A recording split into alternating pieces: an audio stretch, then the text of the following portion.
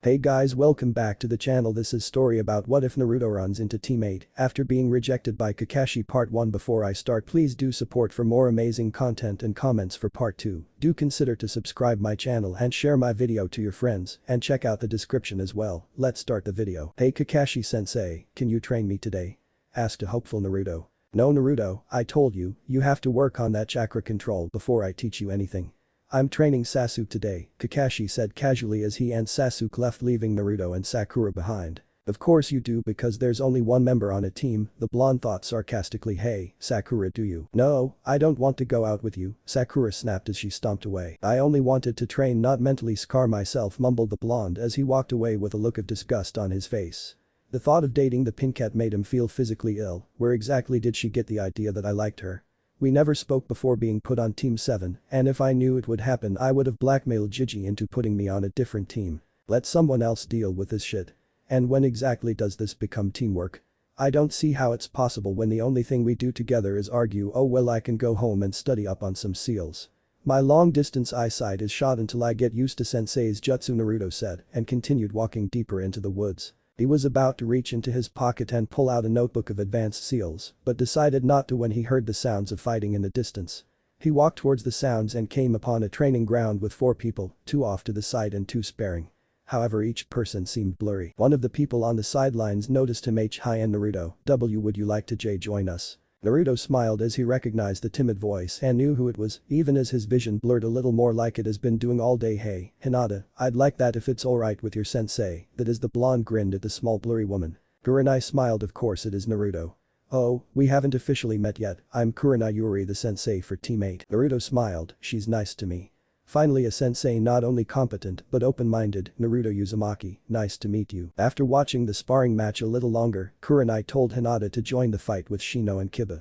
That's when she noticed that Naruto was squinting. Naruto, is something wrong with your eyes? Naruto stiffened and immediately tried to hide the fact that he was squinting. No, nothing's wrong, I think I have an eyelash in my eye, that's all, Naruto said as he rubbed his eye pretending to get the fake eyelash, and he relaxed when Kurenai turned her attention back to the match. I got to admit that new collar on Akamaru sure is cute. What do you think, Naruto? Said the Jonin casually. Oh, yeah, it's nice shit. Naruto suddenly remembered that Kiba told him that dog nin don't wear collars because the metal could flash and betray its position to the enemy, but it was too late. Kurenai caught him. Damn, I need to think of something quick. The Jonin watched Naruto. Naruto, do you need glasses? That's good, I'll go with that. If I play the neglected demon card, Gigi will need to get involved and he can deal with it. Naruto nodded and hung his head sadly like a child who was caught red-handed. Then why haven't you gotten them? The Jonin asked. 2020's vision, he quipped mentally before considering his cover story. Naruto frowned, he wanted to say that he already had them, but then he'd have to explain where they were now, and that will lead to another can of worms. When in doubt, blame reality. I can't afford them, he said, as a part of him was hoping she would act like Kakashi and drop it, but he wasn't sure about how she'd react, so he hoped the Hokage wasn't busy right now, in case someone came in with a complaint, which almost never happens, what with his demon stigma. There were a couple people who cared enough to do that, and he cared for those people a great deal. Kurenai was confused, but you're a ninja, the village pays for those things. Naruto shook his head. That's not what I mean, Kurenai-sensei. I mean people with my condition can't afford them. He gestured to his stomach, clearly indicating the demon inside him. So is this the moment she'll leave well alone? Kakashi would have ditched him long ago if he'd even bothered to notice the squinting, which was doubtful. With a frighteningly sweet smile, Kurenai addressed Shino, Kiba and Hinata. You guys, we're going to cut today's training short. Naruto, you are coming with me. Kurenai grabbed the blonde by the collar and dragged him away. This wasn't exactly what Naruto expected to happen, but once she thinks the Hokage is handling everything she'll drop it. Okay, she has bigger balls than I expected. At least the old man will help. Does she know I can walk on my own, or is she going to drag me all the way to Gigi's office? Drag it is apparently, the 17-year-old blonde thought as he rolled his eyes and let the woman drag him to their destination. Kiba blinked. What was that about? He pondered out loud and his teammates shrugged. Hiruzen Sarutobi, the 3rd Hokage of Konoha, was sitting back smoking his pipe and relaxing after a long day of fighting the evil paperwork. Hokage-sama, said a sickly sweet voice. Sarutobi turned and saw Kurenai with dangerously sweet smile on her face and a twitching Naruto trying to break free from her grasp. The Hokage knew his peaceful break was over. We need to chat, Hokage-sama, said the Jonin as she slammed the door to his office shut, went to Sarutobi's desk, dragging Naruto with her. Naruto just told me that he is being denied certain things like glasses because of his status as a demon vessel. Sarutobi's eyes widened. Admittedly he was baffled at first, but then Naruto gave him a look that basically said play along what? Naruto, why didn't you tell me? The third was hurt that the boy he considered a grandson couldn't come to him for help, or so it sounded. Most people seem to think that I'm controlling you or something. When you're nice to me things get harder for you, like more paperwork, council complaints and other things. I didn't want to cause you trouble, admitted Naruto. We need to get her off my back, so spill, old man. Sarutobi frowned, he understood the message. There were many things going on in Naruto's life that the blonde wanted to hide, so in an emergency they agreed to use the truth to hide deeper truths. Naruto, I want you to tell me exactly what has been going on, the third said sternly, playing his part perfectly. Naruto sighed and told them everything. He told them about being forced to use broken or dull weapons. That he wasn't allowed to buy decent clothes or food. That no one gave him an actual medical exam at the academy, and the disturbing list continued. Such a disturbing thing to hear that it was hard to think there was more to hide, and yet there was. Sarutobi and Kurenai were at first shocked, but shock quickly gave into anger. This ends now, said Sarutobi, and he fumbled through his desk before pulling out a set of papers. Ready to show Kurenai everything will be handled. Does Kakashi know about any of this treatment? No, I don't think so.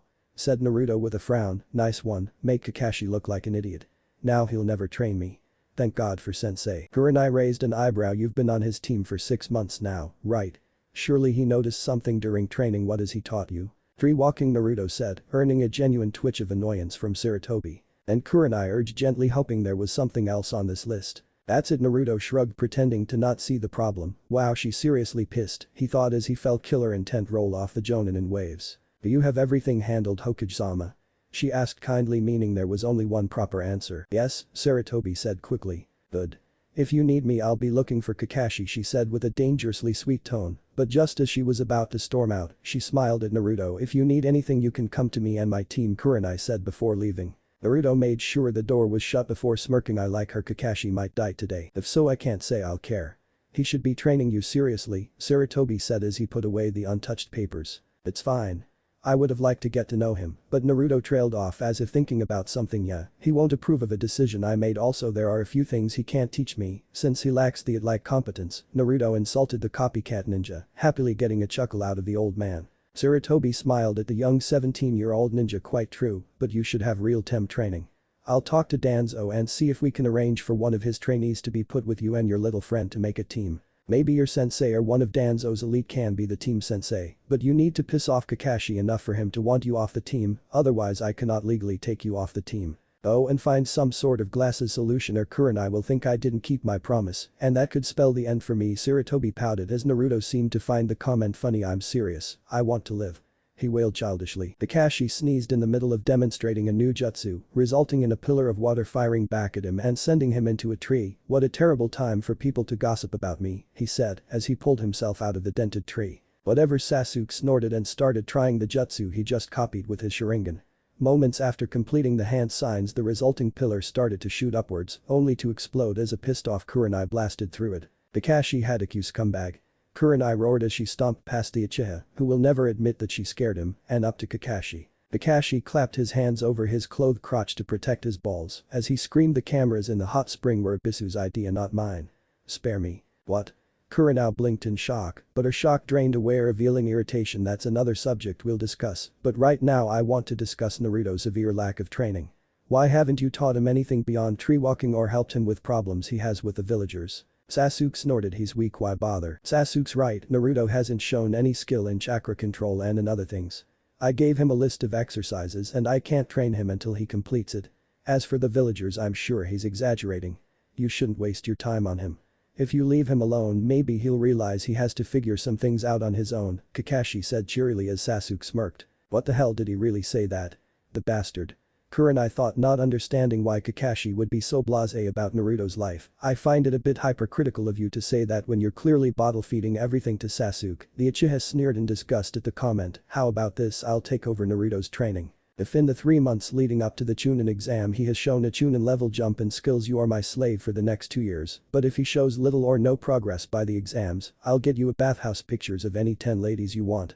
Also, if I find Naruto was making things sound worse than they really were with the villagers, then I'll videotape a threesome of ladies for you. Kakashi's eyes bulged at the offer, which was a dream come true deal. He shook her hand, but winced as she squeezed really hard. Ow, ow, ow. Now what was this about cameras? Kurenai asked in a deadly sweet tone. The silver-haired Jonin broke out in a fearful cold sweat. Mommy. Naruto walked deep into the forest where a small cottage sat next to a flowing river, so its large wooden watermill attached to the side dipped into the stream, keeping it turning. Hey, I'm home. Oof. Naruto was tackled to the ground. When he looked up to see who was straddling his hips, he saw an adorable fair-skinned red-haired male with red eyes, fluffy fox ears, a fluffy fox tail and completely naked save for a frilly pink apron. Hello Kurama, nice outfit, he said, while biting back a groan as Kurama shifted effectively caused friction in a sensitive area. I don't like yours, Kurama pouted cutely and tugged at the orange fabric. I can't change if you're on top of me. Naruto chuckled as the foxy male pondered whether or not he really wanted to give up his spot, but before Kurama could make up his mind, Naruto spotted a blue-haired woman in a long-sleeved green dress and fluffy white collar coming out of the forest. Hey Gurin-sensei. Hey, to you, Naruto, having fun? Gurin asked with a lot of amusement in her dark eyes, as her student seemed quite comfortable with the sexy red head straddling him. Okay, fun time is over. Get off him, Kurama, you can cuddle him later, but I want to check his eyes, she said, and Kurama's fluffy ears dropped as he reluctantly moved off the blonde. Now Naruto, you made great progress in the crystal release, but how are you adjusting to the crystal spyglass jutsu? Eyes still blurry? Gurin asked as they all went into the cottage and sat down in the cozy sunny living that had more windows than walls and several skylights in the high ceilings. Not great. It's taking a while to adjust, and there were some issues because of it, Naruto said as Kurama cuddled next to him. I'll explain later, but don't worry. I doubt Kurenai will get involved again. Kurenai smiled as she walked up to her three students. Okay, today we're doing something different today. We're going to get Naruto, and from now until the Chunin exams he will train with us. Of course, sensei, but wouldn't that affect the team arrangement for Team 7, sensei? Hinata asked quietly, showing much less stutter in her voice without Naruto there. Normally it would, but Team 7 sensei has decided on training individually, so since Naruto is having chakra trouble he coming with us. Now we're going to start by getting to know him. So where does he live? Kurenai asked, hoping to get a head start on the truth behind the blonde. Shino raised an eyebrow. Sensei, why do we need to know that for him to improve in chakra? The Jinjutsu mistress pouted when she realized she slipped up in her desperation to win the bet. I made a point to learn about you guys when we became a team, she said pointedly, hoping that would cover up her slip while avoiding the truth about the bet she made with Kakashi. If certain people found out about that, there would be a bloodbath and she'd be caught in the middle. Yeah, but you never asked where we lived, Kiba said as his dog barked something for him to translate, and Akamaru wants to know why the individual training is taking 3 months when the exams are coming. For a moment Kurenai considered trying to avoid the truth again, but sighed, forget it. This will go smoother if you all knew, but don't let anyone know, especially Naruto. I don't want him to think I only took up his training because of this reason, understand? Kurenai asked and sighed in relief when her genins nodded seriously, supposedly understanding the gravity of the situation. Of course, if they didn't now they soon will. Okay, where do I begin? You know how I dragged Naruto away yesterday? They nodded, curious as to where this is going. Well, it turns out he needed glasses. What, and the idiot didn't know how to get them on his own. Kiba chuckled, but his laughter died when he saw the very serious look on his sensei's face, and he promptly shut up. Perhaps I should warn you all first. There is a reason Naruto can't do some things or isn't allowed some commonplace needs, but I can't legally tell you. I have a feeling you will all learn what that is the more you spend time with his, so you must keep this in mind. The old saying, a scroll is not a kunai, understand? Don't judge him, Kurenai stated seriously. Shino nodded as his teammates took more time to digest what they were told in silence. We won't, sensei. If you say so, that's good enough for me, he said, and succeeded in settling his teammate thoughts on the matter. Thank you guys, but you might not like what I did. You see, upon speaking to the Hokage about Naruto, I asked him what training he was giving. Kakashi only trained him in tree walking, so I decided to have a chat with him. We ended up making a bet. If I can prove Naruto was telling the truth about not being allowed certain things and can become a skilled ninja, then Kakashi, let's just say he owes me a few favors. And if you can't? Shino asked. Kurenai smiled nervously. He gets to pick 10 women for me to get naked pictures of and then videotape a sexual encounter between 3 women. She winced as her 3 students paled. You see the potential danger here. No shit, sensei. What if Naruto, the fucking dead last, doesn't show a lot of improvement and the pervert sensei picks my mother or sister and they hear about this bet and my involvement? What if he picks any women from our clans and this gets out? They'll skin us all alive. Kiba screamed and paled further before glancing at a blushing Hinata. And what if he picks Hinata? He asked, his voice filled with dread, and Shino and Kurenai understood why. Of course he'd worry for his crush even though Hinata never noticed his feelings. You're right, this could go really badly, but I don't think it will go that way. The best way to make sure it doesn't go badly is to start learning everything we can. Now you guys went to school with him for years, so what do you know? Kurenai asked eagerly, but she quickly deflated as she noticed they were looking at each, as if expecting the others to talk. Anything would be great, she said, sounding a touch desperate. Shino pointed at Kiba. He was friends with him. Not really, I tried spending time hanging out with him because Kiba smiled sheepishly. He was always blamed for my pranks. I felt kind of bad about that, so I bought him a lunch a couple times, but we really weren't friends. Now Shino, calmed down. Kiba yelped and backed away quickly as the insect user's swarm exited his body and hovered towards the dog ninja with a threatening buzz. You were the one who tainted my sugar water with bug killer. I infested his desk with spiders for that. You killed half of my hive. Shino snapped. Back then I didn't know that the Aburam gave their hive treats when they're kids and beginning training with them. I didn't mean it, so water under the bridge, right? Shino. Kiba gulped and backed away as the insects inched closer. He suddenly turned to run, but he was caught in the swarm and his chakra was drained just enough to leave him out cold on the ground. Kiba.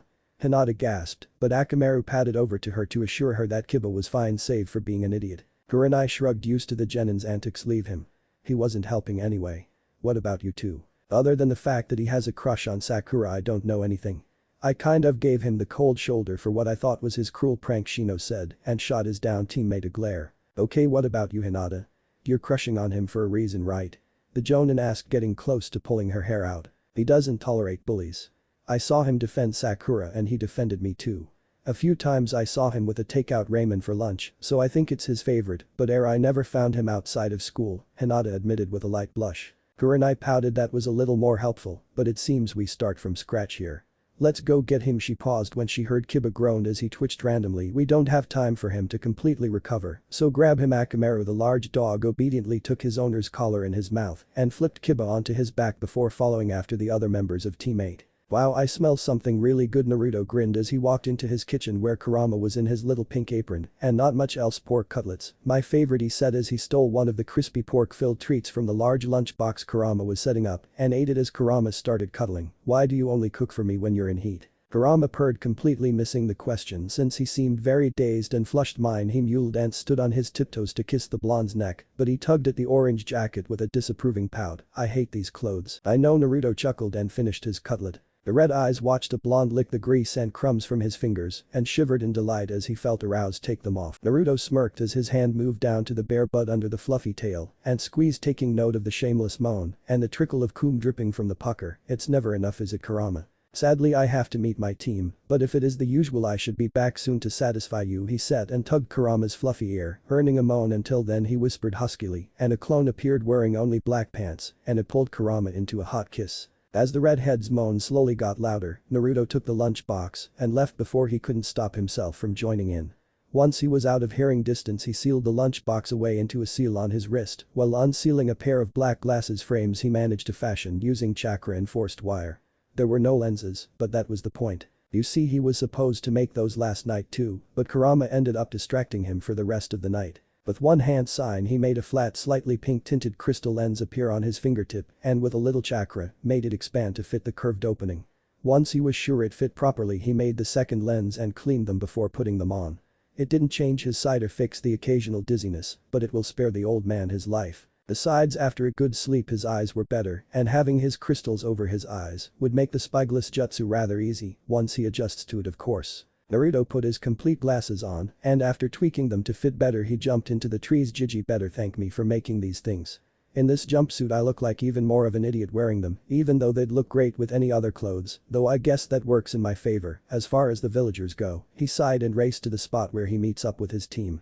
Much to his disappointment, he arrived just as Sakura was waiting for Sasuke, which usually means she'll have time to insult him instead of trying to seduce Sasuke. I won't go out without you, Sakura blinked as she spotted the new addition to Naruto's face. What the hell? Nothing you wear will make you smart, moron. Take those things off. She ordered and held out her hand expecting him to hand them over. Honestly, she just thought the classy slim frames would look better on her and wanted them. Naruto happens to need those, so no, he won't. Naruto turned to see Team 8 and prayed that Kurenai was only with the rest of Team 8 to check that he got his glasses, but something told him there was another reason. Although, despite his instinct screaming this is bad, he was wondering why Kiba was draped over Akamaru seemingly asleep. Very curious. What? No, he doesn't. He most likely lied to you for a prank. We know how much he loves those. Sakura chuckled sweetly, trying to play nice, but it's hard to trick people when they just saw you chewing out someone you clearly don't know as well as you should, despite being on the same team for a while. Kurenai frowned as she realized the issues with Team 7 may be bigger than she thought if Naruto has to hear this kind of crap all day, and she started liking the thought of getting Naruto out of here. Where's his Kakashi? He won't be around for another 3 hours or so, Sakura said with a huff. Well, I wanted him here when I did this, but oh well. Naruto, Kakashi agreed to let me take over your training for the next few months, so could you come with us? Kurenai asked, though it sounded more like an order. Naruto gaped, what? No. I need to piss off my lazy sensei and get sent to a new team, and Kurama needs me. He thought in horror. Kurama can get wild and is known to dispel clones when he's in heat, so once that happens, he'll be a walking hard-on because of the memories he'll no doubt receive. That and Kurama should not be left alone for more than a few hours when he's in heat. Sakura shrugged. He's your problem then.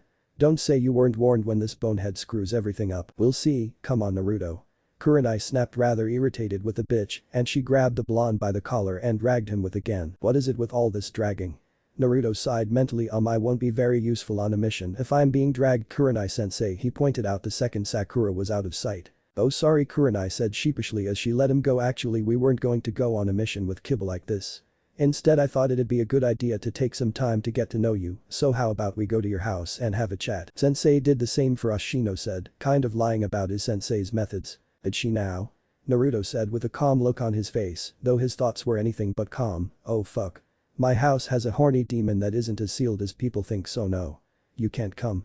How do I get out of this? After thinking frantically, he decided to take a chance. I actually have an apartment. I really hope Konohamaru is in a very good mood today, he mentally prayed to every god up there. Kurenai smiled. Then take us there, she said kindly, despite being very eager to get down to business. Sure, Naruto said, inwardly panicking as he mentally contacted his clone who was busy. To buy his clone some time and avoid any villagers, he decided to go the long way around the village. Strangely enough, Kurenai didn't like that option. Wouldn't it be faster if we cut through the village? The Jonin asked. I prefer going this way, Naruto said, wondering why she would question that after everything he told her in front of Gigi. Did she want him to get within range of the villagers? Granted, they wouldn't try anything if he was with Team 8, but there was no point in provoking them either. It could make things worse for the next time he was alone. Ah, so good. Kurama screamed as he was bent over the counter and had a vibrator thrust deep into him, hitting the prostate with each thrust. The clone smirked as the cute red head moaned and squirmed under his teasing. You're such a slut today. This must be the peak of your heat, he said before grabbing the fluffy tail and giving it a few firm strokes. Kurama's eyes rolled back. Oh god. He screamed in pure ecstasy and came hard, pouring cum all over the counter. More, my slutty hole needs more. Oh yes.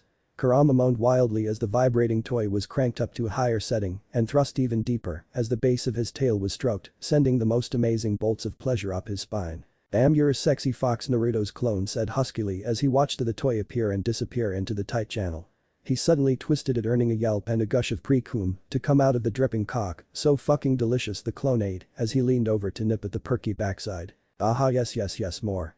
Kurama cried out in pleasure and bucked his hips up to get more of that mouth and toy, effectively brushing his cock against the counter, making more pleasurable sparks through his body. Shit, bad time, boss, the clone hissed under his breath as he watched the cum trickle off the counter as the red-haired demon came again. The boss needs me to do something, Kurama. I'll be back to play in a few minutes, he said before kissing the flushed horny demon's butt and shoving the toy in and sealing it so it stays deep inside. Kurama screamed and his knees buckled in pleasure. The clone scooped him up and left the redhead bucking and writhing in pleasure on the couch as he went to grab a few of the boss's things and took off running. It was a risk, but he went straight through the village. At least at the speed he was going, the villagers didn't see him, and thankfully next to no ninjas were there to notice him since they were probably preparing for the Chunin exam. Whether they were participating or setting up the event itself, everyone was busy. Before long, the clone came up to a building. It was an abandoned apartment complex on the very edge of town and marked the boundary between the village and the part of the village that was abandoned after the Nine Tails attack. Technically, it was where he lived before Gigi found out and got involved, but now his friend Konohamaru lives there. Why would the Hokage's grandson live there of all places? Simple, Konohamaru is stubborn and loathes the villagers for how they treated Naruto. When Naruto moved into his current home, Konohamaru moved into the abandoned complex, with only this to say to anyone who complained: if it's good enough for Naruto, then it's good enough for me. Granted, the complex didn't look abandoned or even slightly neglected, with Naruto's help in cleaning it up for Konohamaru, but the villagers still sulk over the choice the Hokage's grandson made. Finally, the clone jumped up to the third-floor balcony and knocked frantically on the glass door. Konohamaru, the boss needs your help. The clone exclaimed and tried to look away as the younger ninja came out of the bathroom in only a towel. What's wrong? Did something happen to Naruto? A very worried Raven asked, but blinked as he saw a few of those hideous orange jumpsuits and a team photo in the clone's arms. Why do you have those clothes? Konohamaru asked curiously. The boss is in a bind. He needs to satisfy teammates' curiosity on certain things, but he can't take them to his own place with Kurama in heat, the clone explained, and Konohamaru blushed at the news. This apartment is the only one that's set up and looks lived in, so can I set it up with a few of the boss's things? The clone pleaded. Yes, of course, Konohamaru said and stuttered slightly as the shirtless blonde moved past him and into the apartment. I haven't cleaned up, Konohamaru said, a little embarrassed at the ramen bowls randomly placed around the apartment even in his bedroom. That's fine, the clone chuckled amusedly as he hung the jumpsuits in the closet and politely sealed Konohamaru's clothes into a seal he placed on the wall inside the closet. If you don't mind, could you place this somewhere while I move some of your photos? They'll all be in the seal I put in the closet, the clone asked as he handed the team photo to Konohamaru. That I can do, Konohamaru said, pleased to help. What teammates are on teammate? He asked as he went in the kitchen and placed the photo off to the side partially covered by a vase. Hinata Hyuga, Shino Aburam. The clone shivered slightly at the name.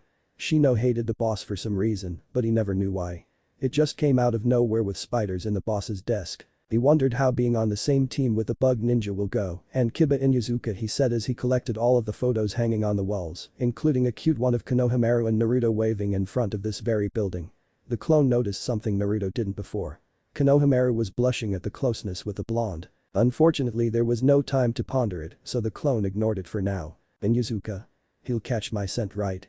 Konohamaru exclaimed as he grabbed a towel on the counter. The clone would have face-palmed right there if he wasn't holding all those photos. Shit, I didn't even think of that. Konohamaru. What are you doing? Konohamaru just lit the towel on fire and let it burn as he ran a couple laps around the apartment covering our scents. You burned a towel during breakfast and went for ramen instead, he said before soaking the burnt towel in the sink and tossed it in the trash with a ramen bowl on top. You're brilliant. I'll tell the boss and seal these away, the clone said, making the young ninja blush and put the photos safely away in the closet seal. But when he turned to leave through the bedroom side of the balcony, he ducked down as he spotted the boss and teammate walking towards the building. They're coming, he said as he stayed out of eyesight and dragged Konohamaru out of eyesight from the kitchen side of the balcony door. There they gone. Konohamaru squeaked as he was pulled up against a strong chest and blushed violently. Yes, they're in the building. In a second we can leave through the balcony. The blonde stiffened as he spotted a horny and naked Kurama perched on the balcony. Kurama, let's go home. The young raven gasped as the clone opened the balcony, only to be tackled by the horny demon and was dispelled almost instantly. Kurama mewled at the loss of his toy, and much to Konohamaru's horror, the demon's lust-filled eyes zeroed on him. So is it nice being on the same team as your crush? Kurenai asked, using the only piece of information she had on the boy to start the conversation. My crush? Naruto blinked, absolutely baffled at what the jonin meant. Sasuke is so not my type. Kakashi has a nice ass, but I prefer some common sense. No, she isn't talking about her, is she? Who's my crush? Kurenai flinched as she noticed there wasn't any sign of deception and realized she may have already started with incorrect information. Sakura, she answered, and knew she was wrong the second it came out of her mouth. Perhaps it was because Naruto looked visibly sick at the thought. I'm gay. Always was. Never liked any girl that way. Why does everyone seem to think that I like Sakura? Naruto asked, legitimately confused. Of all the secrets I hide on a daily basis, my sexuality isn't one of them. Hinata blushed. Why, you're gay? She exclaimed, a little disappointed. Shino seemed stunned, however, and Kurenai just looked really happy that she learned something, which baffled Naruto even more. Akamaru didn't too surprised, but he may have been too distracted with keeping Kiba on his back to react. Nothing against you, Hinata. If I were straight I'd definitely fall for you, but I never was, nor did I hide it. Who started that rumor anyway? Naruto asked, trying to bide time for his clone, but also wanted to cheer Hinata up. He always knew about her crush on him, but his subtle hints went unnoticed. I heard it from Ino. I think Hinata stuttered slightly, trying to control herself. It hurt a little, but Naruto was only being honest, and she couldn't blame him for that. Why would she think that? Naruto pondered out loud as he spotted the roof of the apartment complex only a little ways away. No clue. So what kind of guys do you like? Do you have a boyfriend? If you do, we should get him and go to the center of the village to chat, Kurenai said more casually than she felt. If she could get them into the village and watch the reactions, then she can see how bad the villagers are. Naruto mentally winced. Kurama won't like this, but I can't tell them, let alone have them meet, least of all now. Naruto sighed. No boyfriend. I guess I like the calm, silent types, the blonde said, and it was true. Kurama is normally like that unless he was in heat, but Naruto twitched and took a step away from Shino when he realized his description matched a bug ninja and those who don't hate me for unknown reasons. About that, Shino said softly with a light blush appearing just above his high collar. I was mistaken. I thought you were responsible for a nasty prank that damaged my hive, but you weren't and I apologize, Shino said sincerely. The blonde looked very relieved. Okay, I understand. It's not like you're the only one who thinks I'm a prankster. You'd think Chunin instructors would be smart enough to peg the right troublemaker, but I guess not, he commented like the naive fool he was pretending to be. Obviously he knew he was accused simply for the chance to punish the demon, and that's all. They all knew the truth but preferred hurting him instead of doing their jobs. What he wasn't sure about was why Kurenai was taking in every piece of information like her life depended on it. Did it? What's with teammate all of a sudden? Yes, you'd think so, Kurenai said calmly as she pondered the point. Any Chunin should be able to handle academy students without mix-ups like that. Naruto should never have been blamed for things he never did.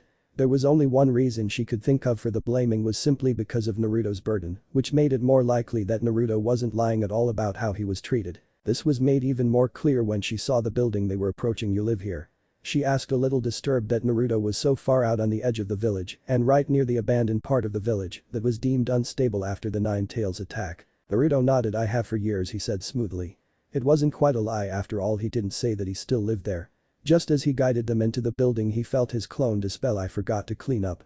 Just head to the third floor. He yelled and took off so fast that he was a blur and no one had time to protest. The second he raced into the apartment he made a clone, and as the clone began gathering ramen cups as an excuse he tried to drag Kurama off Konohamaru. Kurama let him go. He hissed as he pulled the redhead's mouth off of Konohamaru's cock, which was now quite hard and weeping. But he's tasty, can he play with us too? The horny demon moaned as he nuzzled the tent that was pitched in the blonde's orange pants, which was no doubt caused by the clone's first memories. Now's not the Naruto's eyes nearly popped out of his head when he spotted a flushed and panting Konohamaru laying naked on the floor with his legs spread wide, revealing everything. Konohamaru, why aren't you dressed? Konohamaru blushed brightly as he covered his privates with his hands. You sealed my clothes, he hissed, incredibly embarrassed that he was naked and in front of his crush no less. Naruto face-palmed at his idiocy. I'm Naruto froze mid-apology when he heard the door open. He grabbed both Konohamaru and Kurama and leapt out onto the balcony. Naruto, your hand, Konohamaru squeaked as he felt the blonde's hand on his bare butt, which begged to question where his towel went. Sorry. Naruto gasped and set Konohamaru down, but twitched as he felt Kurama sucking his fingers. Not now, he hissed and held them back as teammate spread put in the apartment. If they moved they'd be spotted for sure. As they waited for the clone in the apartment to provide a distraction so they can get away, they became aware of a faint buzzing noise. Kurama, do you still have the vibrator in you? Naruto asked, making Konohamaru blush at the thought and bury his face in the blonde's chest. Two naked people, three very horny people and all three at risk of being found should be interesting. The clone smiled awkwardly as he saw teammate entered the apartment without even knocking. I'm sorry, everything is. The clone blinked as they brushed past him and began looking around. Akamaru, and by extension the unconscious Kiba, was the only one who seemed to wait to be allowed in. Such a mess. He finished his sentence feeling rather snubbed as he gestured for Akamaru to come in, but he froze in horror as he spotted what was Konohamaru's towel on the kitchen floor. That's fine. How much ramen do you eat? And what's that smell? Did you burn something? Kurenai asked as she went into Naruto's bedroom, or what she thought was the blonde's room. I accidentally burned breakfast along with a towel. The clone said as he casually stepped on Konohamaru's towel and slid it along the floor until it was right next to the lower cabinet. Once he saw Akamaru go look over the living room with Shino, as Hinata went into the bathroom to look around. The clone bent down and tossed the towel into the cabinet. Oh. Shino isn't very good at cooking either. Would you like some pointers? You shouldn't eat only ramen, you know.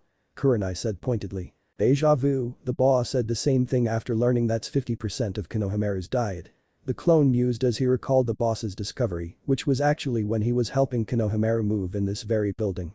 Naruto always thought Konohamaru just brought extra ramen, so the blonde got a lunch during the academy, but the ramen was really an addiction on the Raven's part. Thanks, Kurenai-sensei. The clone said politely. But the boss can cook just fine. Right now he needs to get off of the balcony. The clone thought, panicking slightly as he heard Kurenai walk around in the bedroom. If she decided to look outside onto the bedroom side of the balcony, the boss was screwed. It wasn't easy since the apartment, while fairly big, was only 3 rooms. The living room, dining room and the kitchen were all one open room, so with the bathroom and bedroom that is only 3 room. All of which had views to the balcony. Even the bathroom, which was right across the hall from the bedroom, and when the door is opened you can see straight to the balcony. We really should get you some different clothes too. You only have one style. Kurenai commented with a slightly teasing tone from the bedroom. Shopping isn't the best thing for me. The clone said with a sharp twitch in his eye. Kurenai clearly knew what goes on in the village, so why did it seem like she wanted to risk taking him through the village? Did she want him hurt? Shino turned towards the blonde curiously. Why is that exactly? He asked and a curious Hinata came out of the bathroom to hear the answer. The clone heard a click that sounded like a balcony door in the bedroom being unlocked and decided enough was enough, hold it. The clone snapped making Hinata and Shino flinch as a sheepish-looking Kurenai came back into the living room, thankfully leaving the bedroom and hopefully giving the real Naruto a chance to escape. I could be wrong, but this feels like an investigation. Not at all. We're just trying to get to know you. Kurenai exclaimed getting nods from Shino, Hinata and Akamaru. You didn't strike me as the type of girl who goes straight to a guy's bedroom to learn about him. The clone said sarcastically taking a bit of enjoyment in the embarrassed blush that came to Kurenai's cheeks. Kurenai chuckled sheepishly, I'm sorry. I got a little carried away. We really want to learn more about you. Why? Sure, I'll be on your team, but this seems a bit over the top. Naruto's clone said, but noticed a subtle shift in all their postures. They were hiding something, but what? Shino adjusted his glasses calmly, keep in mind we won't have too much time to get to know you before we'll be going on missions, so we need to rush things. It may seem rude, but we're doing this to better our teamwork. If this bothers you then we can start with the issues you need help with. Your clothing, for example, needs to change or you will have stealth issues. Shino quickly lied hoping Naruto would buy it. Naruto's clone looked down at Shino with a fake convinced smile, well when you put it that way then I guess it does make sense. The clone said, but was definitely thinking along different lines. Bullshit, what are they hiding? The clone wondered before relenting to being dragged through the village on a shopping trip, but there was a problem. The clone didn't have Naruto's wallet, but the quick mental signal he told the original the problem. As he walked with teammate down the stairs to leave the apartment, he looked for any sign of the wallet. When they got to a former sitting area in the second floor to head down to the staircase that leads to the last staircase, he spotted the wallet sealed to the bottom of an old broken exit sign. He fell back slowly, so he was walking behind teammate and snagged the wallet with a chakra thread. It fell right into the clone's hand without teammate noticing. Kurama, stay quiet. Naruto hissed under his breath as Kurama moaned. Kurama rocked his hips grinding himself against Naruto's leg. Ha, I'm cooming millimeter. Konohamaru felt his own release coming as he watched Naruto silence the redhead with a steamy kiss to swallow the moans. The sight of those tan hands grabbing Kurama's butt and squeezing getting the much needed release covering Naruto's jacket and coom was so hot that Konohamaru needed to bite his lip to keep from cooming right there. Of course, the blissed out face on the fox demon wasn't helping the young raven situation. I'm taking your toy. Naruto hissed. Konohamaru's eyes widened as those thick tan fingers slipped into the redhead's needy hole and removed the rather large vibrator. As Naruto turned off the toy they heard a click from the bedroom balcony door and they froze save for Kurama, who was unzipping Naruto's pants to pull out the large cock for a taste. Hold it. The captives breathed a sigh of relief as the clone's yell made whoever was in the bedroom to abandon their attempt to get out onto the balcony. Naruto heard the person leave the bedroom and sighed, now we fuck. Not now. He hissed and shoved Kurama's teasing mouth off his cock before grabbing both naked males and jumping off the bedroom side of the balcony. I want my treat. Kurama whined and knocked Naruto onto the ground once they landed. Konohamaru's hard cock bounced when he rolled out of Naruto's arm and when he looked up to protest, he was met with the sexy sight of Kurama licking Naruto's large cock. Fuck. Kurama, I can fuck you in a few minutes, ah. Naruto groaned as the redhead's mouth swallowed as much of his cock as it could and sucked, but after only a minute Naruto pulled Kurama off his cock with a rough yank of the red locks that only made the horny demon mule. Shit, 1 second. Naruto exclaimed as he suddenly ran into the lower part of the apartment building while trying to hold his pants up. Wait, don't just. Konohamaru winced. It was too late. Naruto was out of earshot. The blonde left him butt naked with a horny demon. Before Konohamaru could even turn to face Kurama he was flipped so he was on all fours and heard buzzing. Kurama licked the raven's tight little pucker, you're a virgin. I can taste it. Kurama purred before taking the vibrator and running along the length of Konohamaru's cock. Ha! Konohamaru gasped at the amazing feeling but clapped his hands over his mouth to keep his moans quiet. So yummy. Kurama purred as he watched the perky butt wiggle with each stroke the toy took over the sensitive hard flesh. He couldn't resist pushing his tongue the tight twitching pucker and move it. Fuck millimeter. Konohamaru yelped in shock before securing his hands over his mouth again. As his mind started melting with each move of the tongue and the vibration of the vibrator now soaked with his pre-cum he started picturing Naruto's hands on him. He imagined that it was Naruto's tongue deep in his ass and that it was Naruto's dick brushing against his own cock. The thoughts made him hornier. He was about to cum when Kurama was dragged off him. Naruto sighed in frustration, I'm separating you two. He said as he made 2 clones appear to carry Kurama so he could carry Konohamaru. The 3 blondes and their cargo raced quickly out of sight and just missed being spotted by teammate. With that worry out of the way they headed for Naruto's real home where they wanted to wait until teammate was done with their shopping trip. I'm sorry Konohamaru. I'll have my clone clean your place up and put everything back once teammate mm Naruto's eyes widened as Konohamaru kissed him full on the mouth. He was so stunned that he couldn't stop the raven from adjusting, so the pale legs were wrapped around his waist, where Konohamaru began grinding his crotch against Naruto's clothed cock. "Want you?" Konohamaru said breathlessly before kissing the blonde again. The blonde was having a hard time holding back.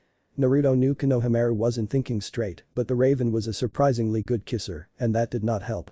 By the time they got to the cottage, Naruto was so wound up it was a miracle he didn't fuck Konohamaru right there like his clones did Kurama.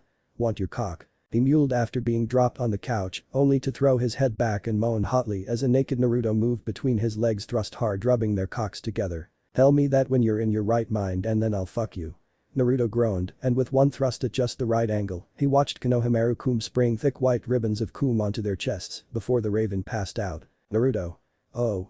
Fuck me." Kurama screamed as he rode the cock of the clone laying on the floor as the second clone used the vibrator to tease the redheadess while playing with the sensitive fluffy ears. Naruto, who was still hard, went over to the trio. "You caused a lot of trouble today, Kurama," he said and promptly pushed Kurama forward so he was flat against the clone he was impaled on. "So you want to fucking let's see if this satisfies you," Naruto said as he lined his cock up with the already cock-stuffed ass and thrust his own cock in joining the clone's cock. Kurama's eyes rolled back and screamed, "Yes. More. Need more. Your cocks feel so fucking good." "Oh, fuck." Kurama screamed as he was fucked by two large cocks, and the third blonde made excellent use of the vibrator. The horny demon came multiple times with all that attention and passed out eventually with an ass full of hot cum. Kiba slowly came to and realized he was on Akamaru's back, but facing the butt end of his canine friend and a little sore as if he fell off a few times, which he did during the shopping. Before he could complain though, he noticed something odd. As the rest of his team went to check out, the demeanor of the usually friendly store clerk changed. The clerk was now sending Naruto a harsh glare. However, once the rest of his team returned, the glare that made the blonde so tense vanished. "Akamaru," he whispered knowing his friend could hear him. "I need to see something. Go out ahead of everyone and slowly drop back behind everyone," he explained, getting a growl of understanding in return and continued pretending to be out cold. It was a huge difference. At first, when they were walking ahead, all the villagers seemed so cheery and friendly, but as Akamaru dropped back he saw flat-out hate and every bit of it was directed at the blonde, which explained why Naruto was so tense. The villagers looked ready to kill him and they were smart enough to not show their feelings even in front of Akamaru. Something about that deeply unnerved the dog ninja. Kurenai sighed as she let Naruto go home. "I didn't see anything off," she said, a bit concerned about the bet. "You're wrong, sensei," Kiba said as he easily got off of Akamaru, implying he has been awake for a while. Kurenai frowned. "What do you mean?" Anzo poured out 4 cups of tea and set them out on the table in front of Naruto, Guren and Hiruzen. "So, Naruto, tell us what's going on. It had better be serious or I'll be pissed that you called us at 4 in the fucking morning." Guren grumbled crankily as she snatched a tea from the platter being held in the old ninja's hand. "Why am I on a 4-person team with teammate and not on team 7, trying to annoy the hell out of Kakashi?" Naruto asked bluntly, too tired to bother with tact. Guren seemed to suddenly become alert and glared at the stunned old ninjas. "We're supposed to be hiding Naruto's wandering demon issue from getting out, and you twats authorized him to be moved to a fucking team where 2 people can either see or analyze chakra and the third can smell foxes. Are you fucking mad?" Sarutobi whimpered in fear as he cowered behind the only slightly less scared Danzo. "I didn't authorize any team changes. Don't crystallize my nuts again." "What?" Naruto blinked in disbelief. "Kurenai told me Kakashi agreed to this team change, so are you saying they both went behind your back?" "Honest. I knew nothing." Sarutobi yelped in fear as Guren placed her hands together in a hand sign. "All I know is that Kurenai came hours ago asking for a team mission, which, I guess, did seem weird. She never came to pick up a mission without her team before. She didn't want you to see Naruto."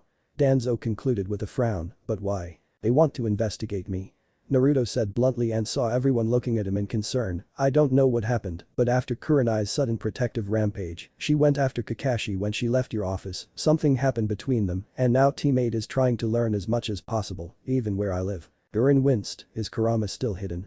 "Last I saw him he was in heat." Naruto nodded as he rubbed his eyes tiredly. "I was able to make them think my home was Konohamaru's apartment, but that wasn't easy. You see, Kurama was at the end of his heat. You'd think 2 perverted old men would be less concerned about this and just ask for details on how Naruto was handling the fox, but both Danzo and Sarutobi looked concerned." "What happened?"